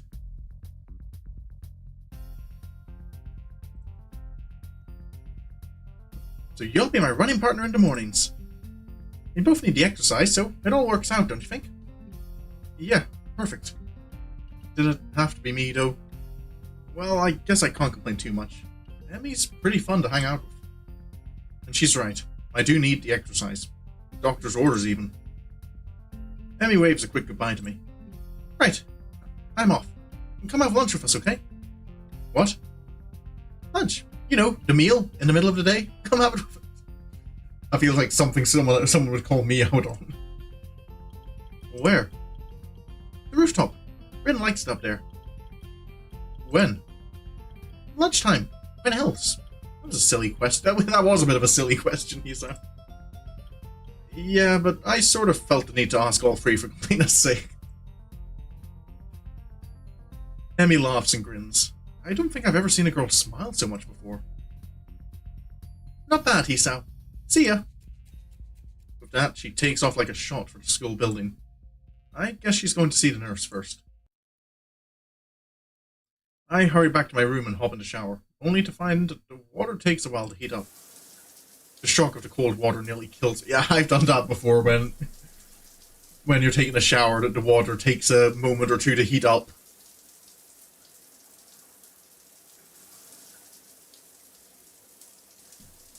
Wait a minute. Part of me is, remember, I do know, like, there was one of your Katawa Shoujo streams, Minnie, that I did, like, pop in for a moment. And I'm wondering if this is the scene, because I remember it very clearly, because I walked in and I'm like, wait, no, I've already had that scene, haven't I? Yeah, I have already had that scene. Unless it happens multiple times. I can't remember the dialogue, I just remember the situation. I just saw the steam appearing in the scene. I managed to warm the water a bit and spend some quality time feeling my muscles loosen. My heart, surprisingly, feels the least bothered by the run. I suppose that's a good thing, even if it does make me feel like a bit of a wuss. I mean, at least I'd have an excuse beyond I'm out of shape if my heart were bothering me. Guess I'll have to keep this running thing up, otherwise I'm sure Emmy won't let me hear the end of it. It's only after I get out and dry myself off that I realize I've only 10 minutes left with my clothes on and get to class. Crap. Oh. The hands on the clock finally set me free from the tedium of yet another fun-filled class. Cool. So I suppose if I'm on Emmy's route, then I'm probably also going to be hanging out the most with Rin. I imagine those two kind of, if you hang out with one, you get a lot of the other. I feel it's probably similar for Lily and Hanako and Shizune and Misha, though from what you're saying, Misha isn't actually... I don't remember you saying like Misha was available as a route.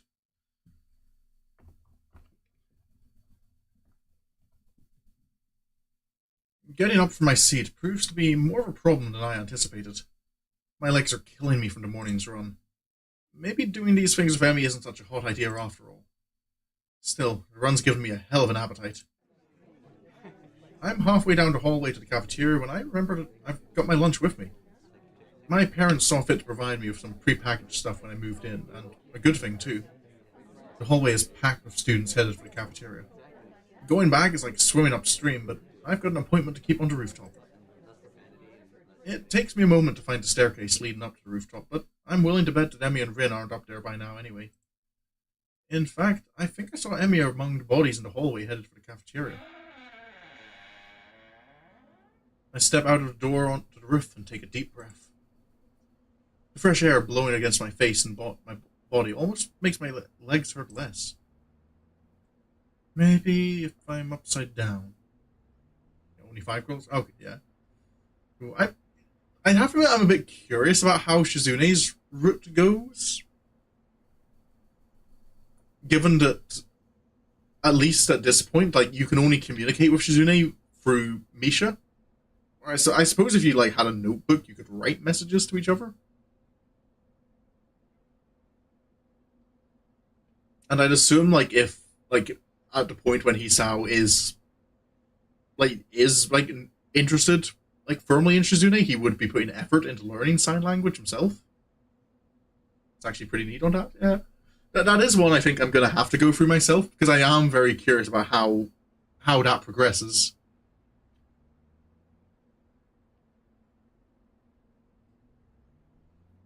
Because I kind of like, my initial thoughts are kind of, any kind of romance would be a little awkward if you always have to have an interpreter there.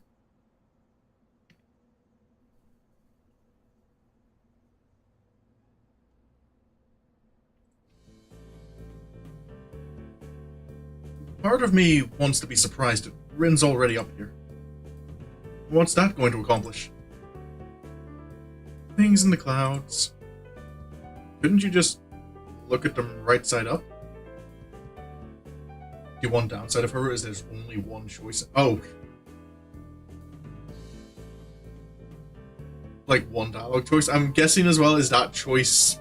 Does that choice, like, that is the one thing that decides the good ending or the bad ending? I suppose it would have to be if there's only, like, one option. Unless you can screw yourself over in the prologue somehow. Rin rolls her eyes in something approaching exasperation. Then I wouldn't get a new perspective. Is upside down really a new perspective? Aha! That caught her off guard. Rin looks pensive. You may have a point. Maybe sideways. As Rin lays down on the bench to look at the sky, I give up. Fortunately, Emmy chooses that moment to burst through the door carrying 2 bags. She nearly takes the door off the hinges. Sorry it took me so long. There were a ton of people in line. She drops the first bag in front of Rin and takes a seat on the bench next to her. You buy Rin's lunch for her? Sometimes, yeah. I'd have Rin buy my lunch for me in return, but I'm not sure how she'd carry it. Plus, I'd never buy her lunch. If Rin's offended by Emmy's comment, she doesn't show it. Emmy sniffs. How ungrateful of you. I'm not sure whether the two are joking with one another or if I'm witnessing the beginnings of a catfight. The 2 girls stare at one another for a few tense moments before breaking into smiles. Hey, Emmy, do you think being upside down is a new perspective on things? Didn't I already have this conversation? Rin's just trying to get a second opinion. Or a third opinion, even. Emmy looks thoughtful, apparently giving the question some thought. After a deep and profound pause, she speaks. I have no idea. Well, at least she's as lost as I am. Hey, Hisao, you're coming to the track meet, right? The question comes out of the blue and catches me off guard. I don't know yet? Honestly, Hisao, after I went through all the trouble of letting you run with me in the morning, you won't even show up at my track meet? Wasn't she the one that asked me to run with her? Actually, she didn't even give me a choice in the matter. Wait, no, I didn't say that. She beams at me as if I'd just agreed to give her $1 million. So you will come after all. That's great. I didn't say that either. I'll be going too, so I'll make sure he comes, Emmy. Good idea, Rin. Maybe we can get some food or something after the meet's over. I feel like I've just been conned, but not by these two. More like by some outside force pushing me irrevocably towards my destiny. Or maybe I shouldn't read books that feature conspiracy theories so heavily. Otherwise, I might wind up sounding like Kenji, and we definitely don't want that. Still, I suppose I've got to show up now. I don't think that I could stand against both of them being disappointed. And it gives you something to do. Like you sound like you keep complaining that I guess I've got nothing to do. I'm kind of just, class is over, I guess I'll go read.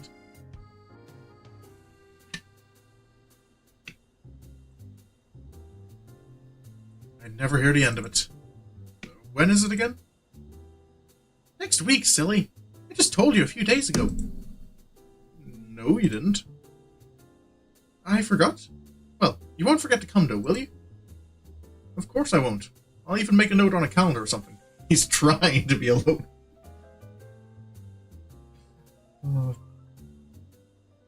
He's not trying very well at it. Rin nods sagely. That's probably a good idea, you know. Unless time changes its course. It can do that? Rin gives a non-committal shrug. It hasn't yet, but you never know. Or it has.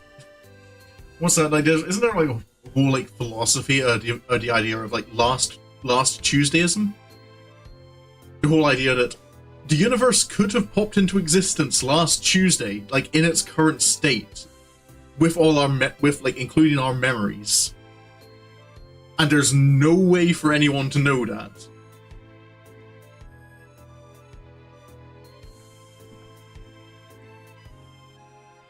This time it's Emmy who gives a shrug. I suppose it can't be helped if that happens. Not unless you're a time traveler or something. You don't actually think that could happen, do you? Never heard of that theory? Yeah. I think like it's not really a theory so much as it is like a philosophical kind of like thought experiment. But not even a thought experiment, but just like a philosophical idea that it's one of those things you can never prove, but you can never disprove either. It's just a case of it's an idea.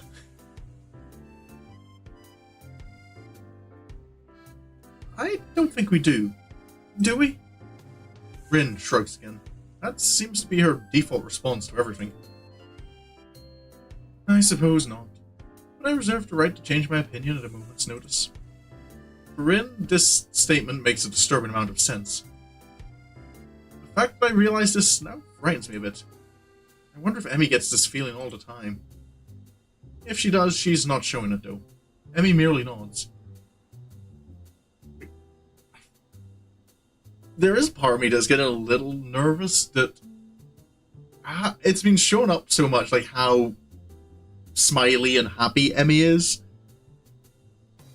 And I feel like gone through enough of these kind of stories that it has me feeling that kind of, is she smiling to hide something? Like, is this a forced happiness, or is she just like genuinely happy?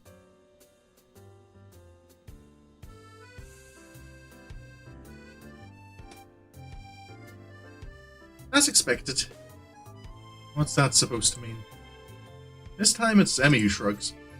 It's like she's using Rin's own weapons against her. Your response is the sort of thing I'd expect from you, that's all. Am I really that predictable? Emmy's smile seems to border on gloating. It's just that your predictability is pretty predictable. That was the same fault we had about Muto the other day. Well, that's alright then. I don't get the chance to see whether Rin's being serious or not, as the bell rings. I didn't notice the lunch period slipping by at all. Hanging out with these two was far too interesting. Emmy jumps up, a look of panic on her face. Oh no, I need to stop by my... Oh, Excuse me. I need to stop by my room to pick up my notebook for the next class. No, we get hiccups now. Don't you wish you had a time machine now? Rin seems rather smug as she delivers this line, like she just won an argument. Emmy ignores Rin's comment. Sorry, Hisa, but do you make sure our garbage gets thrown away? I usually clean up myself, but I've got to run. Sure, no problem. Emmy darts away with an urgency I'm starting to expect from her. I don't bother asking Rin why she couldn't help. She already seems to be preoccupied with something else entirely as she wanders off. She's probably used to Emmy taking care of cleanup, and for some reason, I doubt Emmy's ever raised the issue with her. Cleaning up from lunch doesn't take long, so I have plenty of time to toss our garbage and get to class. Misha greets me with a wave and a devious grin as I walk through the door. Oh, hi, Misha. It's been a while, I feel, since we've had a chat. Didn't see you in the cafeteria yet, chat. Yeah, I decided it was too crowded there. Misha's grin gets even wider. Oh, really? Are you sure you weren't participating in an illicit rendezvous? What? What are you talking about? You were on the roof, right? With both Rin and Emmy, no less. You Casanova, you. Where's Shizune? We just had lunch, that's all. Misha bursts into laughter, drawing the attention of several of my classmates. You're so adorable when you blush like that, Hichan. He gives me a conspiratorial wink. Don't worry, your secret's safe with me. There's no secret. Oh? Misha seems disappointed and then brightens up again. Time will tell. I don't know what the hell she's talking about, but blessedly our teacher comes in and the class starts. Another day of class has finally dragged itself to a close. Unexpectedly, I managed to stay awake for the whole day. I'm pretty sure that counts as a miracle. My legs seem unwilling to stand up for a moment. I guess the run took a lot out of me. Yeah, I learned that a couple of months ago myself when I started going to the gym properly. And kind of like the first few days, like every workout really took it out of me. Like sometimes for like a couple of days after, I'd still be sore. But by now, it's kind of once the exercise is done, like it's the pain and tiredness doesn't linger too long. You just need to get your body used to it. I head down the hallway and make my way to my room. I sit down and half-heartedly chip away at my homework for a while, feeling like a vulture picking at a particularly unsavory carcass. I know this is what it eats, but it's not sure that it shouldn't be ordering takeout instead. I don't think I can take this, but it's important to get my work done. Now let's see. What was I supposed to be looking over again? I know it's a losing battle, but I fight it anyway. Halfway through my math homework, I put my pencil down. This isn't working. I need a distraction. Unfortunately, my options for distractions are rather slim. I'm not in the mood to read right now. Kenji is, unusually, out of his room at the moment. If I go to the student council room, I'll just end up doing work for those two. And heaven only knows where everyone else is, except for... well, I suppose that's an option. I grab my shoes and head for the track. Emmy's probably down there. Track practice is just ending as I arrive at the track. The sun's beginning to dip low in the sky. Has it really gotten that late already? What are you doing down here, Hisa? Come to spy on me, Happy? I give a shrug. To be honest, I'm not sure why I'm down here. I didn't have anything better to do. I figure that's about right. At the moment, Emmy's the only person I can think of who I could visit.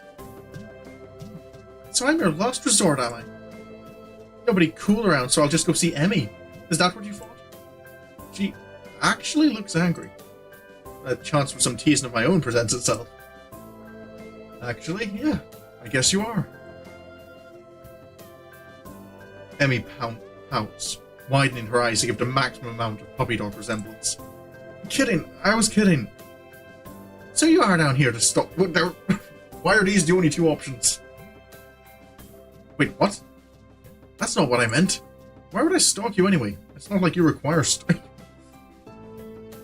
If you're not a sleeper in class, you're down here, right? Emmy laughs at this comment. Well, you're not all wrong, I suppose. But you forgot about eating. I do that too, you know. I nod, conceding the point. Plus, I hang out with Rin sometimes too. So really I might take some effort to stalk. What do you two do together anyway? You don't seem to have a lot in common. She puts her hands on her hips and assumes a superior air. That's what you think. I've got all sorts of hidden hobbies, you know. I don't think she's going to answer this, because I feel like the point they're hidden hobbies. She's not going to just tell you.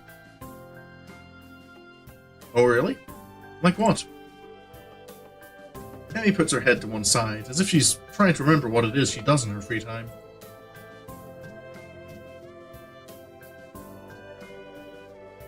Well, Rin and I go out shopping sometimes. I guess that makes sense. Emmy's a girl after all, but Rin?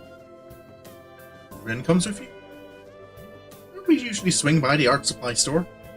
Plus, she likes this music store that sells all kinds of weird sounding stuff. She says it helps focus her. That makes a little more sense. I see. Any other hidden hobbies? Emmy wags a finger at me. Now, why would I go and reveal all my dark secrets to you? We hardly know one another.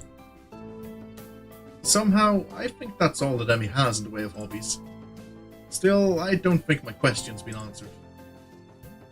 Even if you do have a few hobbies, I still don't see why you hang out with Rin so much. I mean, she's kind of weird, isn't she? This comment causes Emmy to laugh loudly. That's the understatement of the year. So, why? I mean, you're a lot better at conversation and stuff, so I figure you'd hang out with a lot of people, but I think I've only ever seen you with Rin. Emmy seems unusually defensive. Hey, I hang out with plenty of people that aren't Rin. You just don't see me doing it because I'm not in your classes. Okay, but that still doesn't explain why you hang out with Rin. I'm not even sure why I want to know this. I guess it's because lunch was so strange. Emmy shrugs, looking for a moment very Rin-ish. It's because we have similar outlooks. If you were to ask me the least likely answer to my question, that would be it. What do you mean? It's like... Okay, Rin paints and stuff, right? Yes. I'm not sure where this is going. Well, I run. And that's why we're similar. You lost me. Emmy frowns as if trying to figure out her answer. Oh, maybe that it's we do things for the same reasons. Huh? You know, we follow our passions. So, you're passionate about running and Rin's passionate about art. Is that it?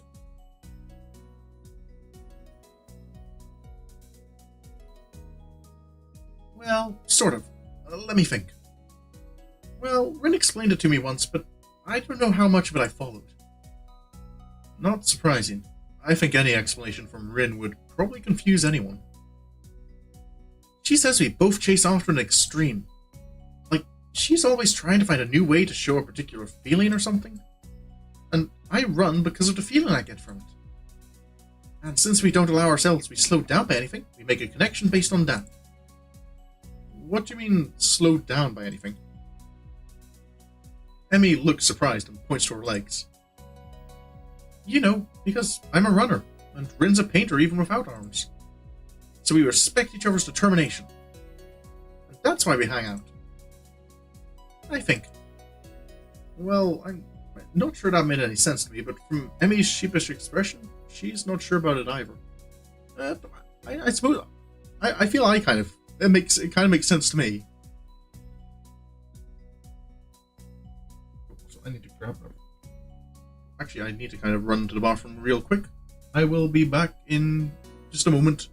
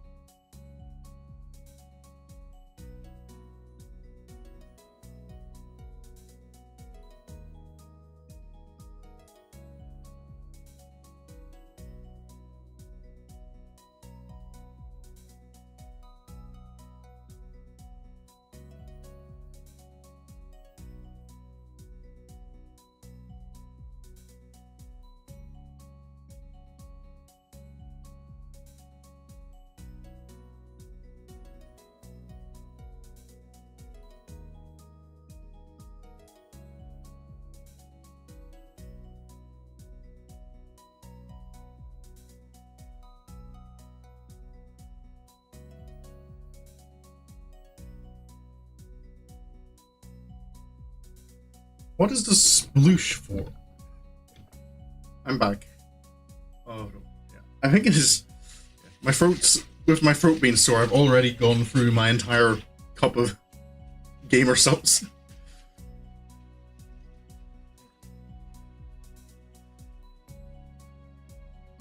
Fortunately, I have another. Water sounds because fair enough. Yeah, normally I don't get through the entire cup in one stream. I'm just doing too much talking.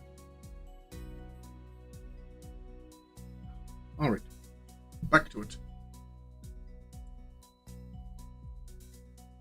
Honestly, it's not something I think about much. We just get along. I think that's really all that matters. I suppose she's got a point there. Another question strikes me, and since I've got nothing better to do, I ask it. Just feel. Oh, okay, okay.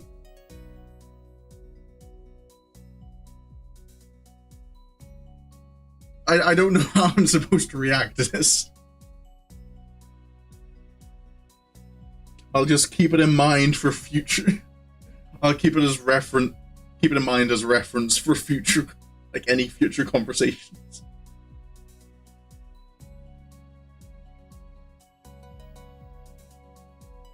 Another question strikes me, and since I've got nothing better to do, I ask it. As long as enough for you. So, what got you into running anyway? Oh, I've been running since I was really little. My dad was a runner, and so as soon as I could walk, he started teaching me how to run. Okay. I wonder if we're going to hear a little bit about, like... Because this feels like if it...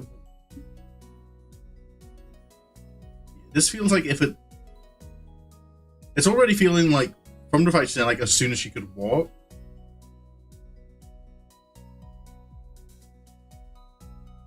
like it doesn't sound too much like she was born without her legs. So I wonder if this is kind of going to segue into like learning a little bit of what happened to her.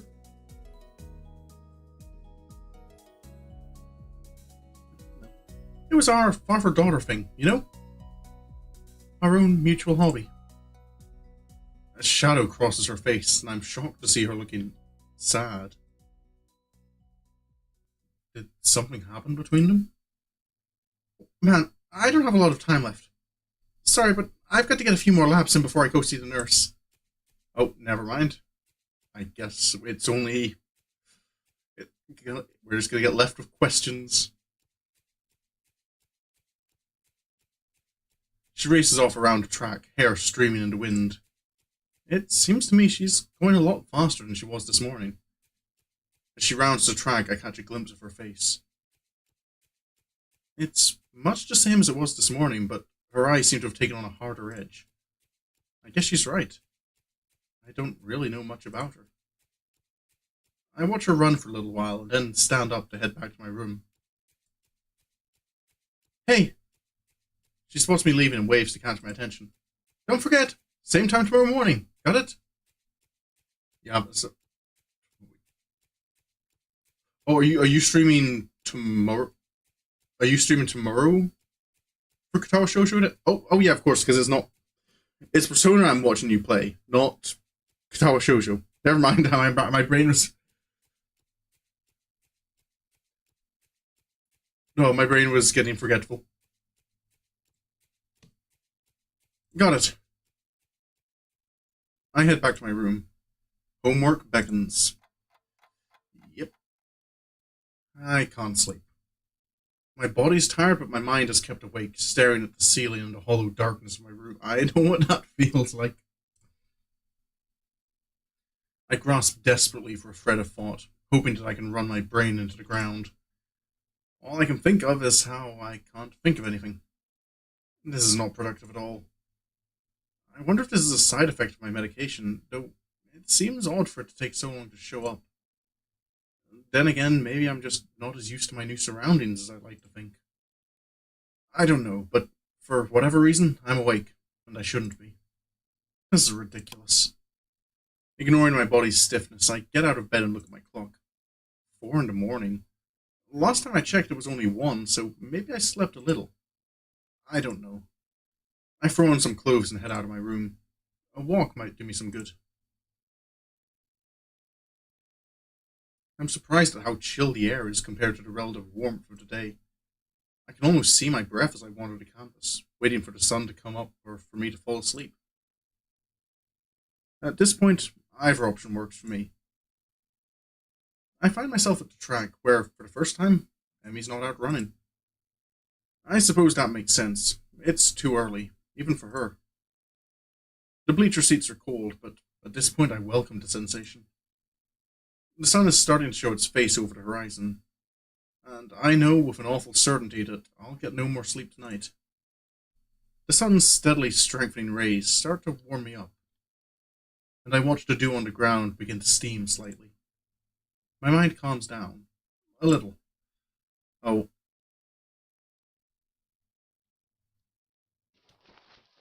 Someone's shaking me. Hey, wake up! What? I guess I fell asleep after all. What are you doing out here? You're going to catch a cold or something. I rub my eyes and am confronted by Emmy, who bends over me with a worried expression. I'm still a little groggy, so my response comes out in a mumble. I couldn't sleep. Watched the sun come up. Sounds like something Rin would say. I shrug, feeling the stiffness that comes with sleeping on a bench for a few hours. Is it? I wouldn't know.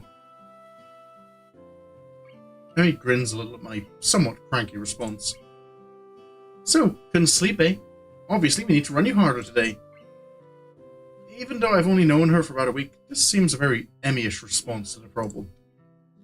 Hey, my body was plenty exhausted after yesterday. My mind was just racing, that's all. I don't see the difference. If you run hard enough, your brain will get tired too. I'm seriously questioning the wisdom of doing this first thing in the morning. I don't know if my grades will be able to handle me tiring my brain out like that. Emmy pulls me up from the bleachers with surprising strength for someone her size. Now come on, Hisao, we've got work to do. I don't actually know if I'm up to this today, to be honest. I mean, I obviously didn't get much sleep, and what sleep I got was on the bleachers. I don't know. Should I really be running? Emmy glares at me. Good heavens. What are you talking about? Of course you should be running. How else do you expect to work out the kinks? You've been sleeping on the bleachers for heaven's sake. The best way to get that soreness out is to run around a little. Now stop hiding in the bleachers and get down here. There's no arguing that. I'm pretty sure she'd kill me if I didn't do as she said. I get to my feet and hop down to the track. The sun is warming things up rather nicely, I think. Emmy and I begin to stretch out, and I find myself once again hard-pressed not to stare. If this is how I have to wake up every day, I might be able to get used to this. Oh, we've been spotted this time. You know, Hisao, it's not polite to stare. I wasn't staring, I swear.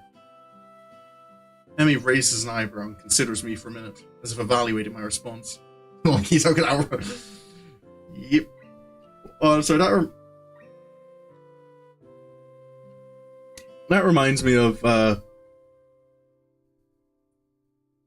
what, like a little comedy skit I saw of someone who's like promoting a new like fitness program, and it's kind of like, when you sign up to our fitness program, every day you'll get chased by one of our big scary men with a knife.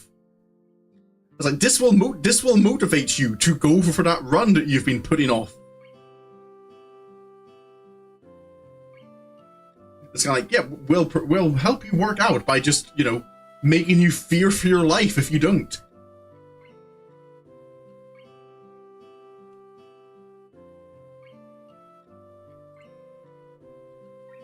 Speaking of being afraid for your life, there's a brief moment where I'm afraid for my life.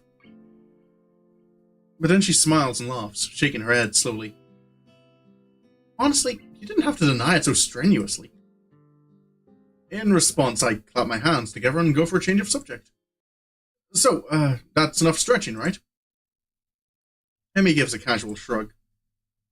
Do you feel stretched? That's really how you tell. Well, I do feel up to the run, if that's what she means. Yeah, I feel ready to go. Same as yesterday, okay? We'll just run for a mile at a steady pace. Don't worry about going really fast. Just worry about keeping the pace. Got it? You're the boss. Off we go. Emmy grins again, and we take off around the track.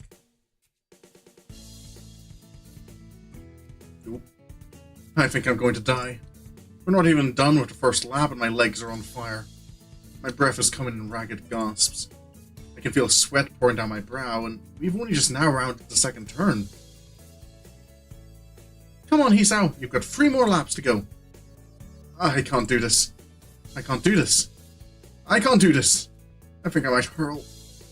Somehow we're on the second lap. Emmy's not even sweating. How could she do this so effortlessly? For some reason, I'm still moving. She's like a machine. Third lap. What happened to the second? Almost there, Hisao. Liar, we've got another 2. Nothing to be done. I can't do this. Emmy whirls around and begins running backwards. Her face is a mask of anger that surprises me. Never say that. If you say that, you'll have already lost. Keep moving. If you're alive, you can keep moving, damn it. Whoa, language. We're on the 4th lap now. She really seems to want me to keep going. Legs, move. Move. Move. I feel so sluggish. I'm in mud or molasses or tar. I can't go on. I'll go on. Final stretch, Hisao. Give it all you've got. I pump my legs as fast as they'll go. This is making me nervous again about like him pushing himself too far again. I keep refusing to obey my commands. Somehow I keep moving. Somehow I finish. That's it, Hisao. I knew you had it in you. The anger Emmy showed a lab ago is gone, replaced with pride. She's positively radiant, like she just won the gold medal or something. I stagger to a stop and fall to my hands and knees, gasping for air. My heart is pounding far harder than it has in a long time. Oh. I don't think it's done this since... Oh god. Please slow down, heart. Just slow down. Stop racing. I cough and, for some reason, feel a grin crossing my face. So, this is how I die, huh? Trying to stay healthy. How ironic. I'm all ready to give up right there. But then, I feel my heart slow down. 2 hands grab onto my arms and tug upwards. I look up and see Emmy standing over me with a mixture of delight and worry. On your feet! Come on, you'll never catch your breath that way. Somehow, I manage to stand. I try to raise my arms off my head, but they feel like lead. I start to walk around the track while Emmy keeps close to me, like she's afraid I'll fall over or something. She may not be far off. I feel terrible, and say so. Emmy laughs. But you finished, didn't you? You almost died. Yeah, I feel like... I get where she's coming from, and her... Like, pushing someone like that far probably is good for them. Like, if they don't have a potentially fatal heart condition.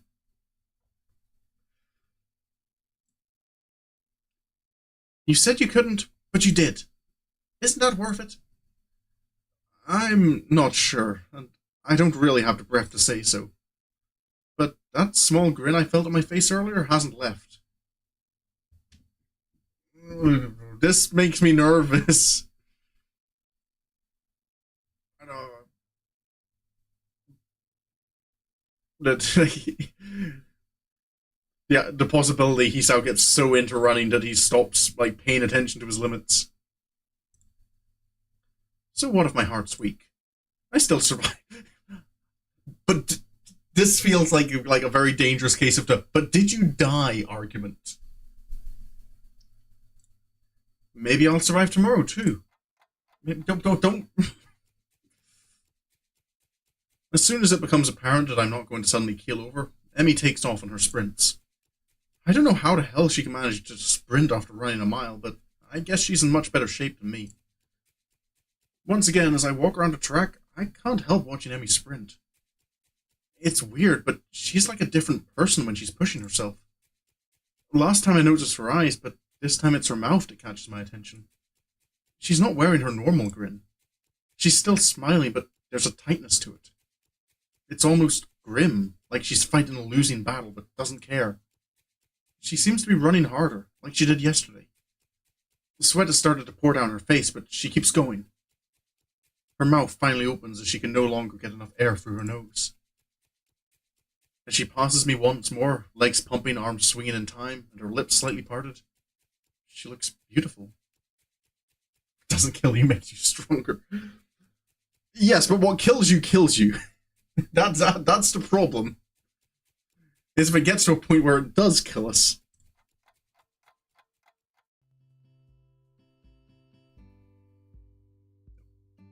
After we've both taken some laps around the track to cool down, Emmy changes back to her usual self.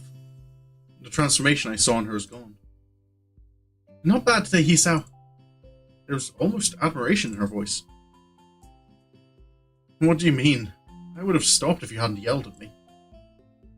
Emmy colors a little, seemingly embarrassed about her outburst. Sorry about that. I just can't stand to see people give up. Especially about something like this. Saying I can't go on is silly when you're obviously going on while you're saying it. That's what this is all about. What? Saying silly things? Emmy sticks her tongue out at me. Idiot. I mean showing that you're alive. Showing I'm alive, huh? I didn't know it had to be so painful. But it does feel pretty good despite that. Besides, this is one of the hardest days. Till this is the point that Hisao starts liking her in romantic. Yeah, I can kind of see that.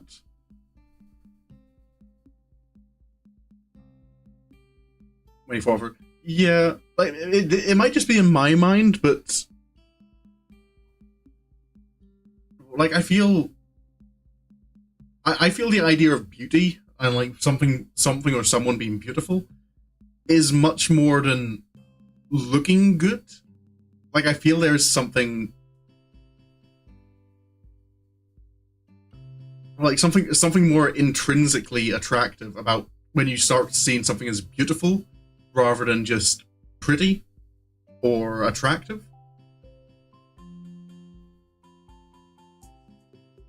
Of course, that's just my own thoughts on beauty. It's not necessarily what the writers here think. What do you mean? Whenever you start a workout, it's difficult the first day, really hard the second day, and then the third day is easier. You'll still get days that are really hard, but they'll pop up less and less. That is, yeah, this is what I've been experiencing in the last few months. So this will eventually get really easy, huh? No, but the whole point of it is it's never supposed to be easy. If it's too easy, you do more until it's not easy. Yeah, of course. But then you have to increase the difficulty or you'll never get ahead. You'll just get complacent and you'll lose the sense of accomplishment. Yep. That's kind of... I don't do like as much like cardio stuff at the gym anymore. Because I kind of want to just build up my strength a little bit. So for me, it's kind of a case of I kind of know, like, whenever I start feeling, like, if I finish a set and if I feel like I could have done more, I know that's kind of, I put in my notes, next time, increase the weights.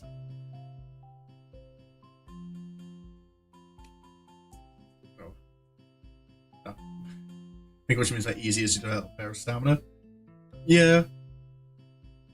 But I think I just think it's ended when you when it gets easy, like when you have that stamina, you push yourself to your new limit. But yeah, I get what I mean by it's more what you were doing should be easy. So I'll have to run more than just 4 laps, huh? Yep, but not for a while. You'll have to be careful, you know. A thought strikes Emmy and her face lights up. Got it. Got what? You can come with me to see the nurse. That way you won't fall over dead or anything. How charming. When? Right now, of course. You'll need a shower and everything, right? We don't have much time then. Grabbing my hand, she's off, pulling me along with her. My goodness. My goodness. But you're in a hurry today, aren't you, Emmy? I have no idea how we got to the nurse's office so fast, but here we are. The nurse grins at Emmy and seems to completely ignore me. You've got plenty of time to take a shower and get to class, you know. There's no need to run through the hallways like that. I could hear you coming a mile away. Somehow it doesn't seem like he's actually scolding Emmy at all. It's like this is a sort of routine between the two of them. Emmy does a possible imitation of remorse. I'm sorry, I won't ever do it again. The nurse and Emmy both laugh at some private joke. Suddenly it seems that he notices me. Ah, hello, Hisa. What brings you here? Emmy brings us here. Oh. Hisa's officially joined me on my morning runs. What was I saying? Oh yeah. Well, I've been... I start to explain, but Emmy cuts me off. I thought he might need to visit you so that he doesn't die or anything. The nurse raises his eyebrows in mock horror. Yes, that would certainly put me out of a job fast, wouldn't it? Well then, Hisa, let's have a look at you. Lift up your shirt, would you? I'm suddenly very conscious of the fact that Emmy's in the room with me and blush in spite of myself. The nurse seems to sense my discomfort, but it only seems to amuse him. A bit shy, are we? He makes an apologetic bow to Emmy. Sorry, Emmy, I tried to get you a free show, but it doesn't seem to have worked. Emmy stiffens slightly and fires a look of annoyance at him. You're an asshole. Emmy bows to me apologetically. I'll wait outside, okay, Hisa? I begin to stammer that it's not really a big deal, she doesn't have to leave, but she's already out the door, and the nurse is laughing as he watches her go. Still got it. I don't follow. He laughs again like he's in on some joke that's over my head. I can still get her flustered. It's a competition of sorts we've had going on for a while now. That sounds incredibly sinister to me, and it seems as if the nurse realizes that too. That sounded a lot worse than it actually is, come to think of it. I wasn't going to say anything. No, you're right. I should fill you in so that you don't get the wrong idea. I'm actually relatively new here, you see. I got hired on the same year Emmy started going here. Before that, I worked with Emmy during her initial rehab following her accident. Hold on, what? Okay, this is something I had considered a possibility. We had to amputate her legs after a really nasty car wreck. It nearly killed her and succeeded. Yeah, I feel that's why she's sad, is either both her parents or her dad didn't make it.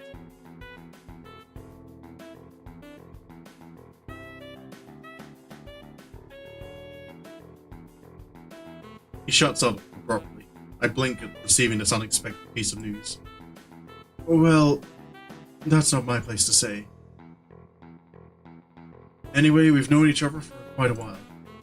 So we have a slightly more familiar relationship than is strictly professional. Same, I'm going that way. Yeah, I kind of felt that when she talked about like starting to walk and run with her dad, that kind of felt to me more like it kind of like seemed to be more an implication that she did have her like she was born with her legs. And then Yeah, when it comes to the kind of things that would cause you to need both legs amputated, car accident was the first thing that came to mind.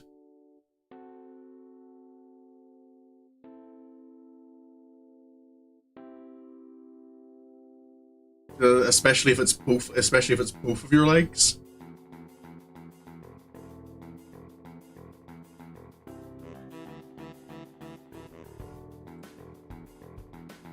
He seems embarrassed, like he's done something stupid. I guess he's really worried about that. I wave a hand to let him know it's not a big deal. Don't worry, sir. I promise I'm going to be discreet. I had been wondering about what caused Emmy to lose her legs, and that was one of the scenarios I thought of. There were only so many ways that could have happened, but actually hearing about the facts, it's still a little shocking. Well, thanks. You're a good kid, Hisao. I can see why Emmy became friends with you. She's quite indomitable, you know. What do you mean? You didn't see her learning to walk. She'd go for so much longer than the others in the hospital. She refused to quit. Normally it takes years to get to a point where you can even think about running again. Emmy did it all in about a year. He almost seems proud of her, like a father who watches his daughter win a competition or something. Hell, she'd probably have done it faster if not for the fact that we wouldn't let her. Wouldn't let her? Why not? Because she'd go for so long that her legs would start bleeding where they met her prosthetics. Oh. It's a real concern. It's why she comes by every day after she runs. To say nothing of the risk of infection if her legs get caught up on her prosthetics are dirty. But enough about that. If we don't get you on your way soon, Emmy will think we're up to something. As he says this, he gives a wink and begins checking my heartbeat. The stethoscope is way too cold. He really should have heated it up or something before he used it. After a few moments, he leans back, satisfied. Well, you sound pretty good to me, Hisao. You didn't have any chest pains while you were running, did you? Makes sense, the chafing. Yeah. I imagine it's probably, like... I wouldn't think that it's anywhere near the same level. But I suppose, like, the similar idea that... when you take up running or, like, long-distance walking or something, you do have to, like, keep a careful eye on your feet. Like, I know when I did my big walk across Ireland, I had to finish up early because my feet had gotten so badly blistered from the chafing that I was given doctor's orders not to walk for like a week.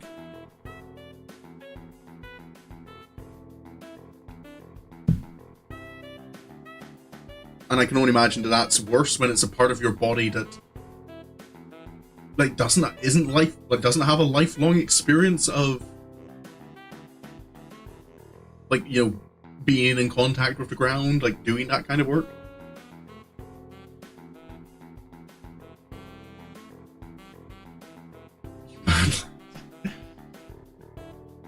There's still a part of me that I want to do that walk again, just better. Like I want to finish it and not, you know, be injured at the end of it. No, not really. I had some trouble catching my breath though, and my heart was racing by the end too. The nurse frowns as I say this, but then shrugs.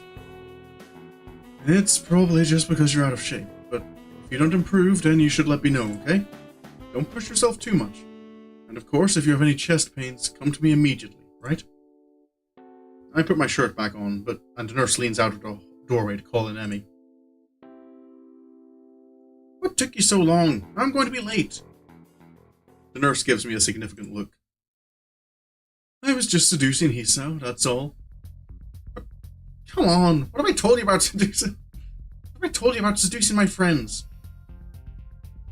I had expected Emmy to be shocked by this, but instead she seems merely annoyed, scolding the nurse as if he were a child stealing cookies. Are we ever going to get the nurse's name, or is it always just going to be the nurse? And we've had several meetings with him, and I feel kind of bad, like I don't even know him as, like, Doctor, like, his surname. Meanwhile, I try hard not to blush at the nurse's innuendo. I'll try not to do it again, though I fear young Hisao may be lost to the female gender forever. Not freaking likely. He's just called... We never get a name for him? This guy... I didn't mean to say that out loud, but both the nurse and Emmy regarded me for a moment before bursting into laughter again. Told you he was funny, didn't I? I guess Emmy does talk to the nurse about a lot of stuff. Like even me with my GP down, like when I visit my GP, like I know my GP by name. I feel in this situation where you're like interacting regularly with the nurse, he'd probably introduce himself, but I guess not. Well, Hisao, you should probably get moving. You still need a shower before class starts, don't you? Crap, he's got a point, and it looks like I've only got a half hour. Thanks for your time. I'll see you later, Emmy. I dash out of the room as the nurse begins to remove Emmy's prosthetics. As I head down the hallway, I can just barely hear his voice drifting after me. Emmy, you've got to be more careful. Okay. Now, does she need to be more careful in regards to, like, is she pushing herself too hard? Or is he kind of annoyed again that he thinks Emmy's pushing us too hard? I make it back to my room and shower in record time. It occurs to me that I've already been up for 4 hours and class hasn't even started yet. This is going to be a really, really long day. I hope I don't fall asleep in class.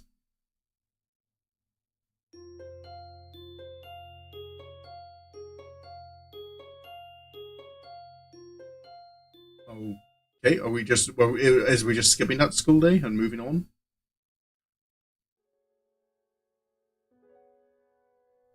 The morning sunlight streaming through my window wakes me up instead of my alarm, and I realize that it must be Sunday. Emmy has kindly deigned to give me weekends off from our morning runs. I don't actually know if I woke up at all yesterday, or if I just slept through the entire day. My legs groan in protest as I lever myself out of bed. All this running has really taken it out of me. Still, I can't deny that Emmy wasn't lying to me. It has gotten a little easier. I'd been worried that the runs would start to wear on my nerves, but thus far I haven't minded them much. Well, it's only been a week. I suppose there's plenty of time for me to start dreading the sound of my alarm in the morning. Not that I could ever skip out now. As Emmy said, it's harder to stop a routine when there's another person. And frankly, I don't think I'm equipped to deal with a disappointed Emmy. She'd probably give me those puppy dog eyes and I'd feel terrible about myself. Which reminds me, wasn't I supposed to be somewhere today? Oh boy. Hey, you're coming to my track meet on Sunday, right? What am I talking about? Of course you are. Right? Those puppy dog eyes again. Of course I'm going. I owe you, right? Exactly. So don't forget, okay? Crap! Emmy's track meet! I'd better get a move on if I don't want to miss her running, since she's the only reason I'm even considering going. Otherwise it would defeat the whole purpose of going. And so, I soon find myself quite suddenly surrounded by a crowd of people, all turning out to see our track team compete with another school like this one. Oh. I'll admit it, it's almost comforting to know we're not the only school like this. After you see that there can be 2 schools of a bunch of defective kids, well, you stop feeling so defective. You also stop feeling unique, which in most cases would be a bad thing, but in this case it sure as hell isn't. That's part of Yamaku's appeal, I guess. Learn that you're not unique. Hell, learn that there's a lot of others who would kill to be saddled with your problem instead of whatever they're dealing with. Some of the kids here aren't here because they're missing a leg or they have a heart condition. Some of them might be here because they're as good as dead in 2, maybe 3 years if they're lucky. And that's only if they get the right sort of care. It's a bitter sort of comfort to be able to say, well, at least I've got a chance of being alive through college, but there it is. I'm brought out of my rather morbid musings by the appearance of Rin near the entrance to the bleachers. You came? Of course. I said I would, didn't I? That doesn't necessarily imply that you had to follow through. Lots of people say things and don't mean them. Well, I don't. Rin shrugs, seemingly bored of our conversation. She turns on her heel and heads back toward the sands. I owe Emmy money. You just keep betting against us, Rin. Why's that? I didn't think you'd show up. Emmy did. So I owe her 500 yen. You do bet an awful lot, don't you?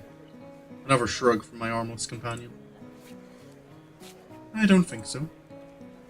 We enter the bleachers and Rin nods upwards. The actual like, background conversation is fucking me. This is why I don't like public places. It's like hard to like push that to the background of my thoughts.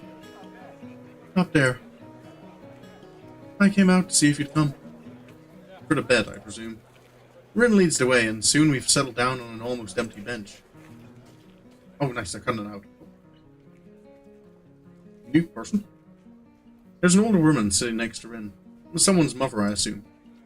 She's got rather long hair done up in a braid. On seeing Rin, she gives her an oddly familiar-seeming grin. Well, this is surprising.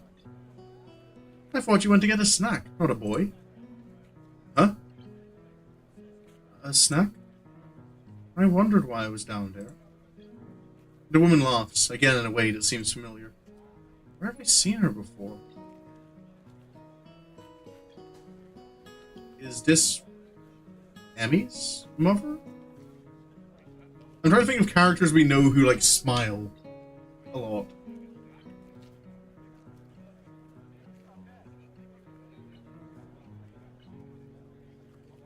And she does, I don't know, she doesn't... I'm not, like, she doesn't, like, resemble Misha enough, I feel.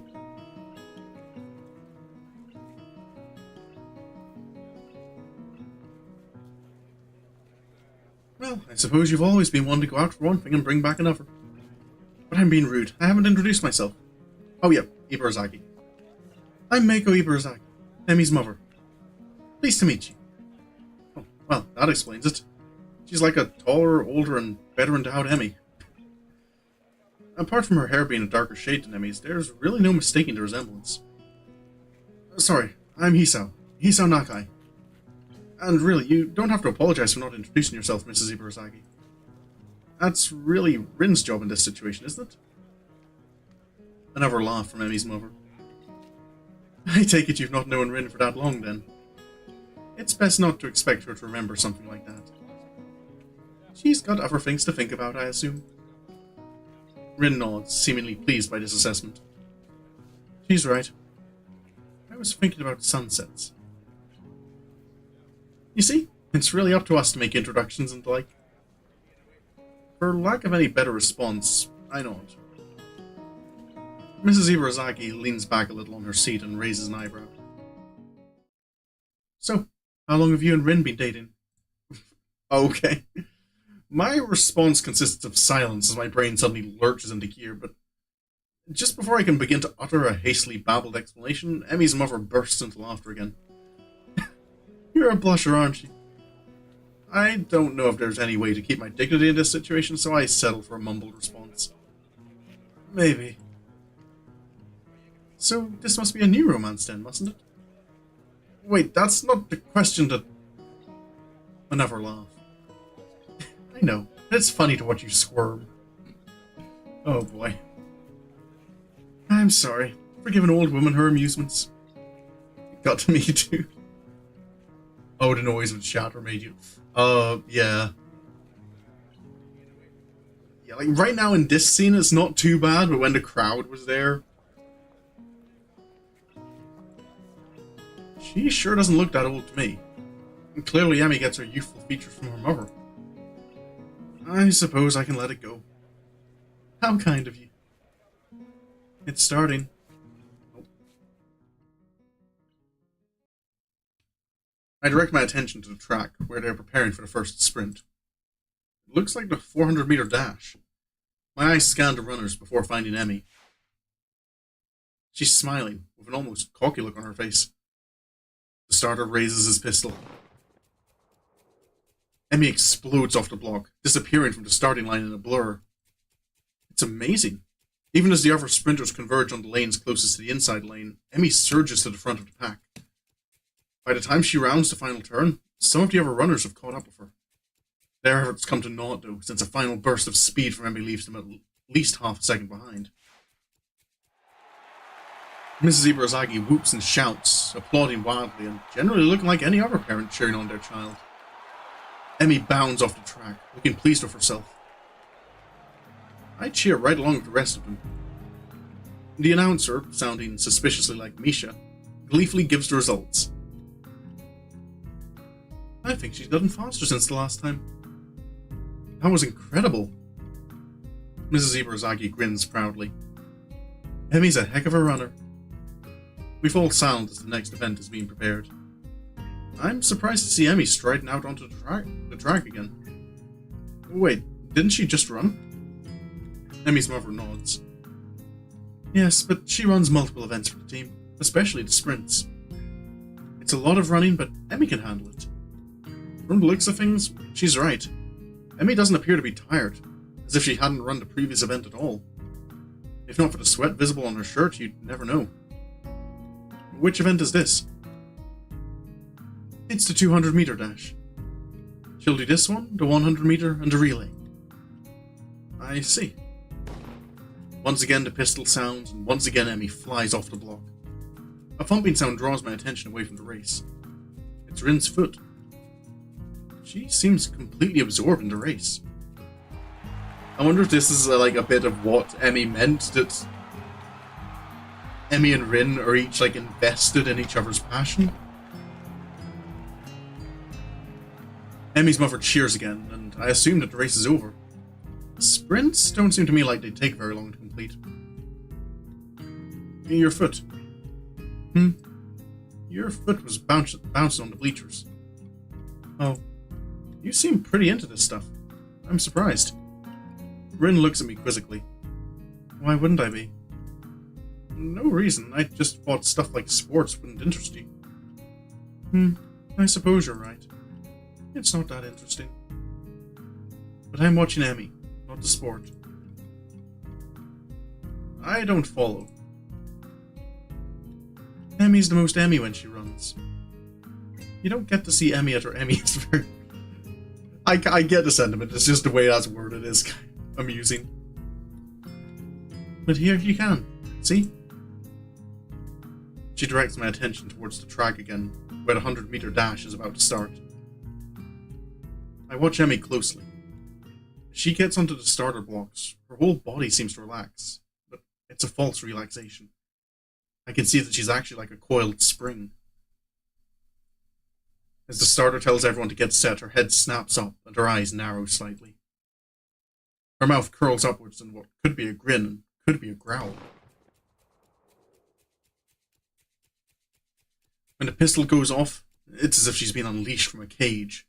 Like she was always moving at this blinding speed, but we couldn't see it happening until the starter's pistol dispelled the illusion of motionlessness. It's all over in a few seconds, but in those few seconds, I feel like I just witnessed something very personal for Emmy. As soon as she crossed the finish line, the fierce look was replaced by her normal grin. The conquering general returning to his farm.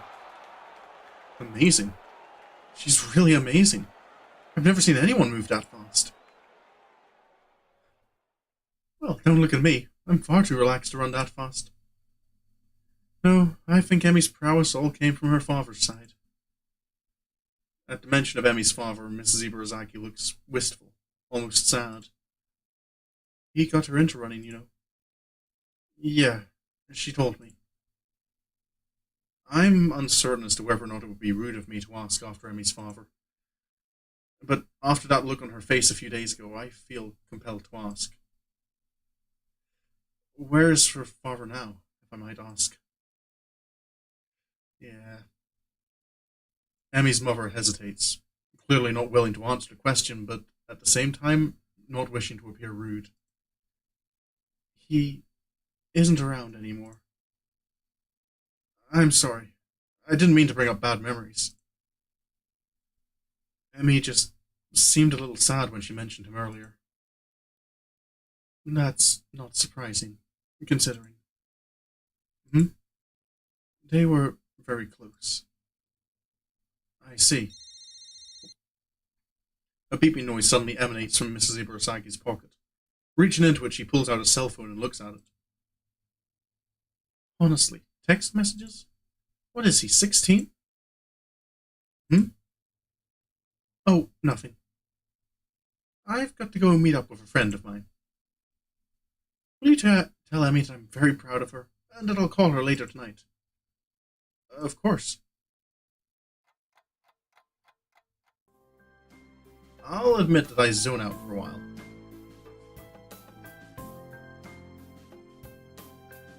Is Emmy's mum dating again, I wonder?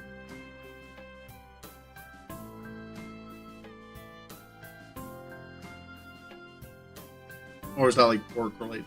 Just a comment just about like a text message. What is he, 16? Like that kind of just that doesn't feel to me like something you'd necessarily say if it was like work related or something. I'm kind of just going off vibes. It's also something important enough though that her mum's not going to wait around for like to actually congratulate Emmy herself. I almost don't notice that the relay's about to begin, but when I look, I can't find Emmy. I thought that Emmy would be running the relay. She runs Anchor. So she won't be running for a while yet. Ah. Anchor's the last runner in a relay, isn't it? Did you see it? Huh? Emmy at her Emmyist. Maybe. Maybe it's work related, but this worker is choosing to text. Maybe. It's kind of hard to say. Like I'm just kind of, like I'm saying, I'm just kind of. That's the I'm.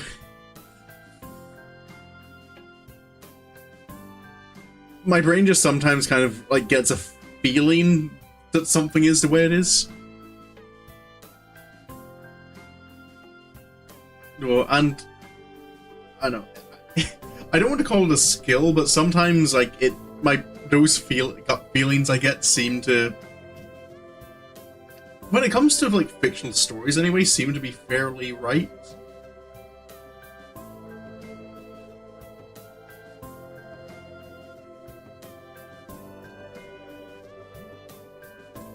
Like just being able to kind of like call things before they happen.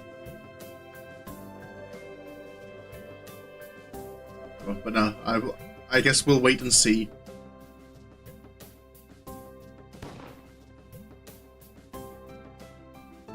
The race begins, and I cheer Emmy's teammates along as they pass the baton. Finally, I see Emmy sprinting onto the track to take the final handoff. Once again, I'm taken aback by how graceful she looks when she runs. It really is beautiful. The look of determination and fearlessness in her face only adds to the picture. Emmy at her Emmyist, I suppose. But then, as she crosses the finish line, I see her stumble slightly. It's only barely, but it's a definite stumble. Rin inhales sharply and actually looks concerned for a second. Oh, Emmy. Did she hurt herself, do you think?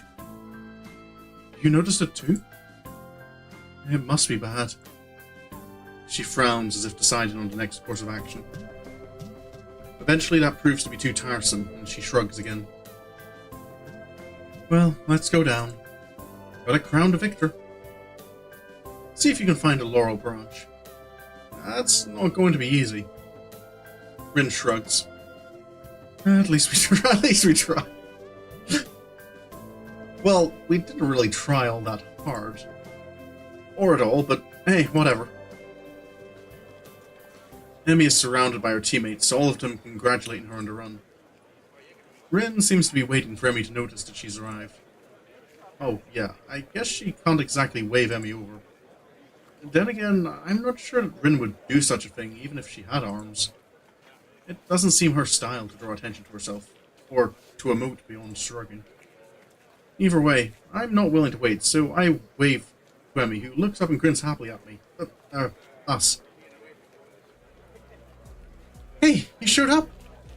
Guess Rin owes me money, huh? We would have brought you a crown of laurels, but he somehow didn't find one. Hey, neither did you. It wasn't my job to look. When did we assign jobs? When I said, see if you can find a laurel branch. Try to keep up. I shrug. Guess Rin's rubbing off on me. Seems it's my fault after all, Emmy. Emmy laughs at Rin and me. It's okay. I'm sure he'll make it up to me somehow. Sure. Good. So, how'd I look?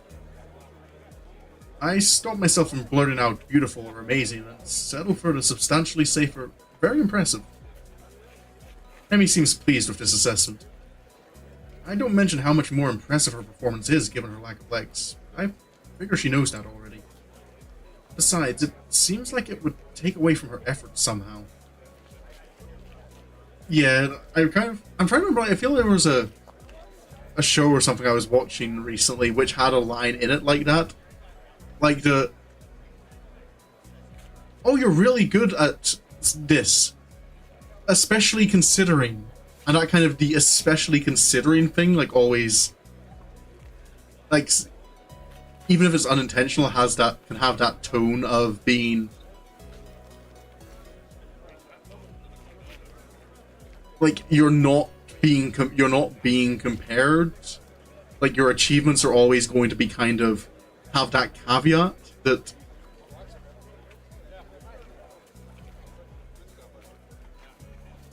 Oh, I'm trying to think like how to put it into words, but just that you're not being put in the same category as others. You're kind of like, you're good in your own little category.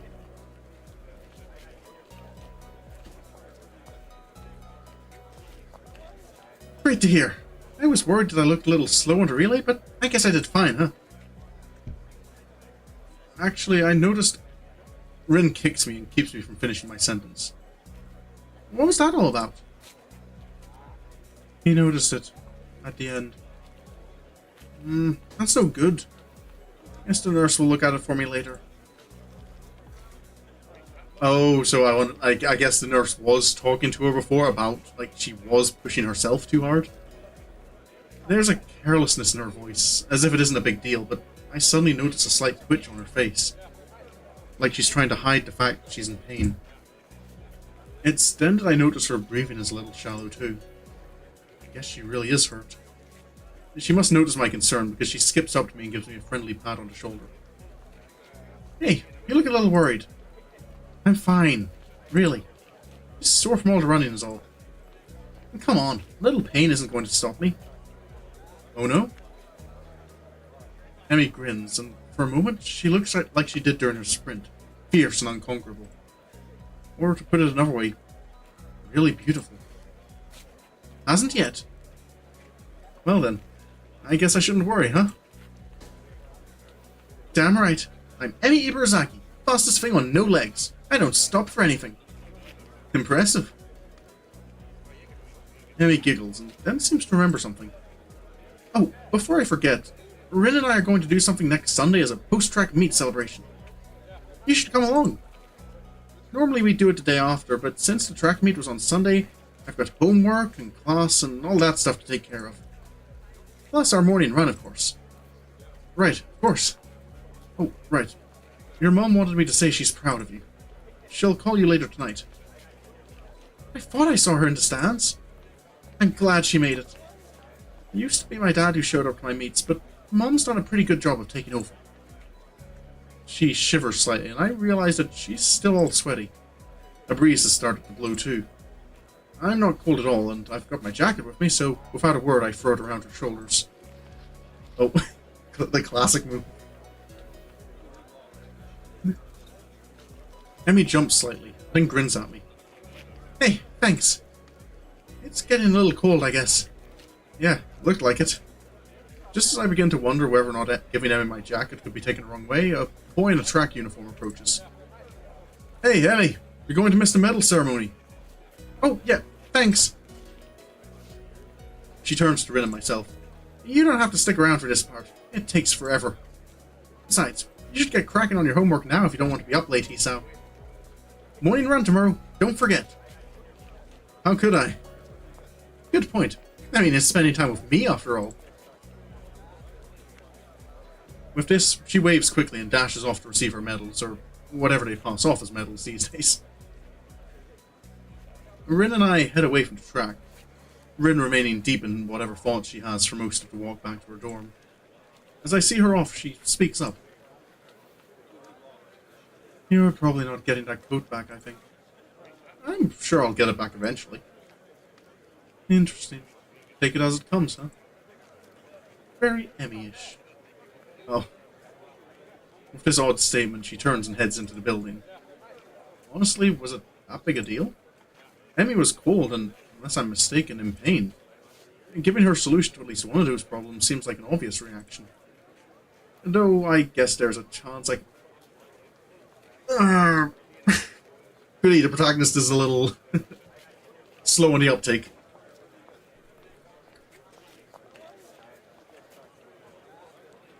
I guess there's a chance I could lose my jacket if Emmy never remembers to return it. I guess Rin has a point. Still, I can't bring myself to muster much worry over the whole thing. After all, it's been getting warmer lately. I don't need a jacket. Odd. I think I used to be a little more responsible with my stuff. Emmy-ish, huh? Maybe that's not really a bad thing.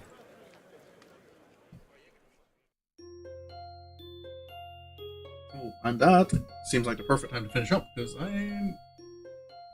it's nearly been 3 hours. Well, it's nearly 10 o'clock. Oh. I kind of want to continue, but I do also kind of finish up, because I need to put some washing on and grab something to eat before I get some sleep. Cool.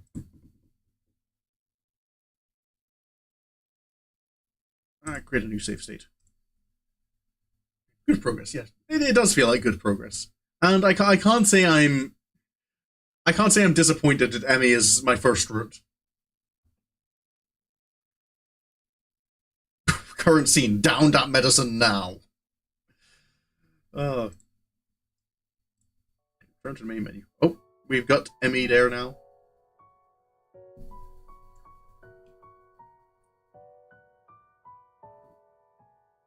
Okay, so yeah. I did enjoy that. And I'm looking forward to seeing what comes next. So, that's going to be for tonight. Tomorrow, I'll be back with Monster Hunter Rise. And then, I mentioned on the Discord, but I will be streaming on Wednesdays for July. So I'll be back to Katawa Shoujo then. And then back to Monster Hunter again on Thursday. And Friday will be the 4th of July, so shifting some things around. The Final Fantasy XIV stream will be happening a bit earlier than my usual stream. So it'll be streaming at, I think it was...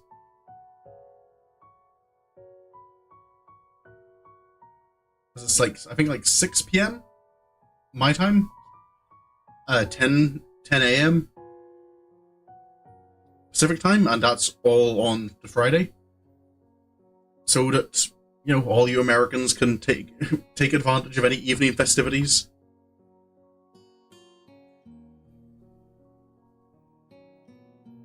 And yeah, with the exception of the Friday stream, the schedule will probably continue as usual throughout July. So, well, not as usual, but as it is this week. So, I'll be streaming every weekday. Exception might be... Actually, no, because my birthday is this month, but it falls on a Sunday, so I won't be making any changes to my stream for that. So yeah, all that said, again, as usual, my Discord there's links to that in both my Twitch and YouTube. That's where I post my schedules, letting people know when and what I'm streaming. And yeah, that's, I think, all I have for this stream. So, I'll just say thank you for coming along. I do hope you enjoyed. Even though all the stream is really me just reading. But I have been told by authorities I trust very much that my voice is pleasant to listen to. So yeah, I'll be back tomorrow, and yeah, until then, I hope you all have a good day, have a good evening, and goodbye.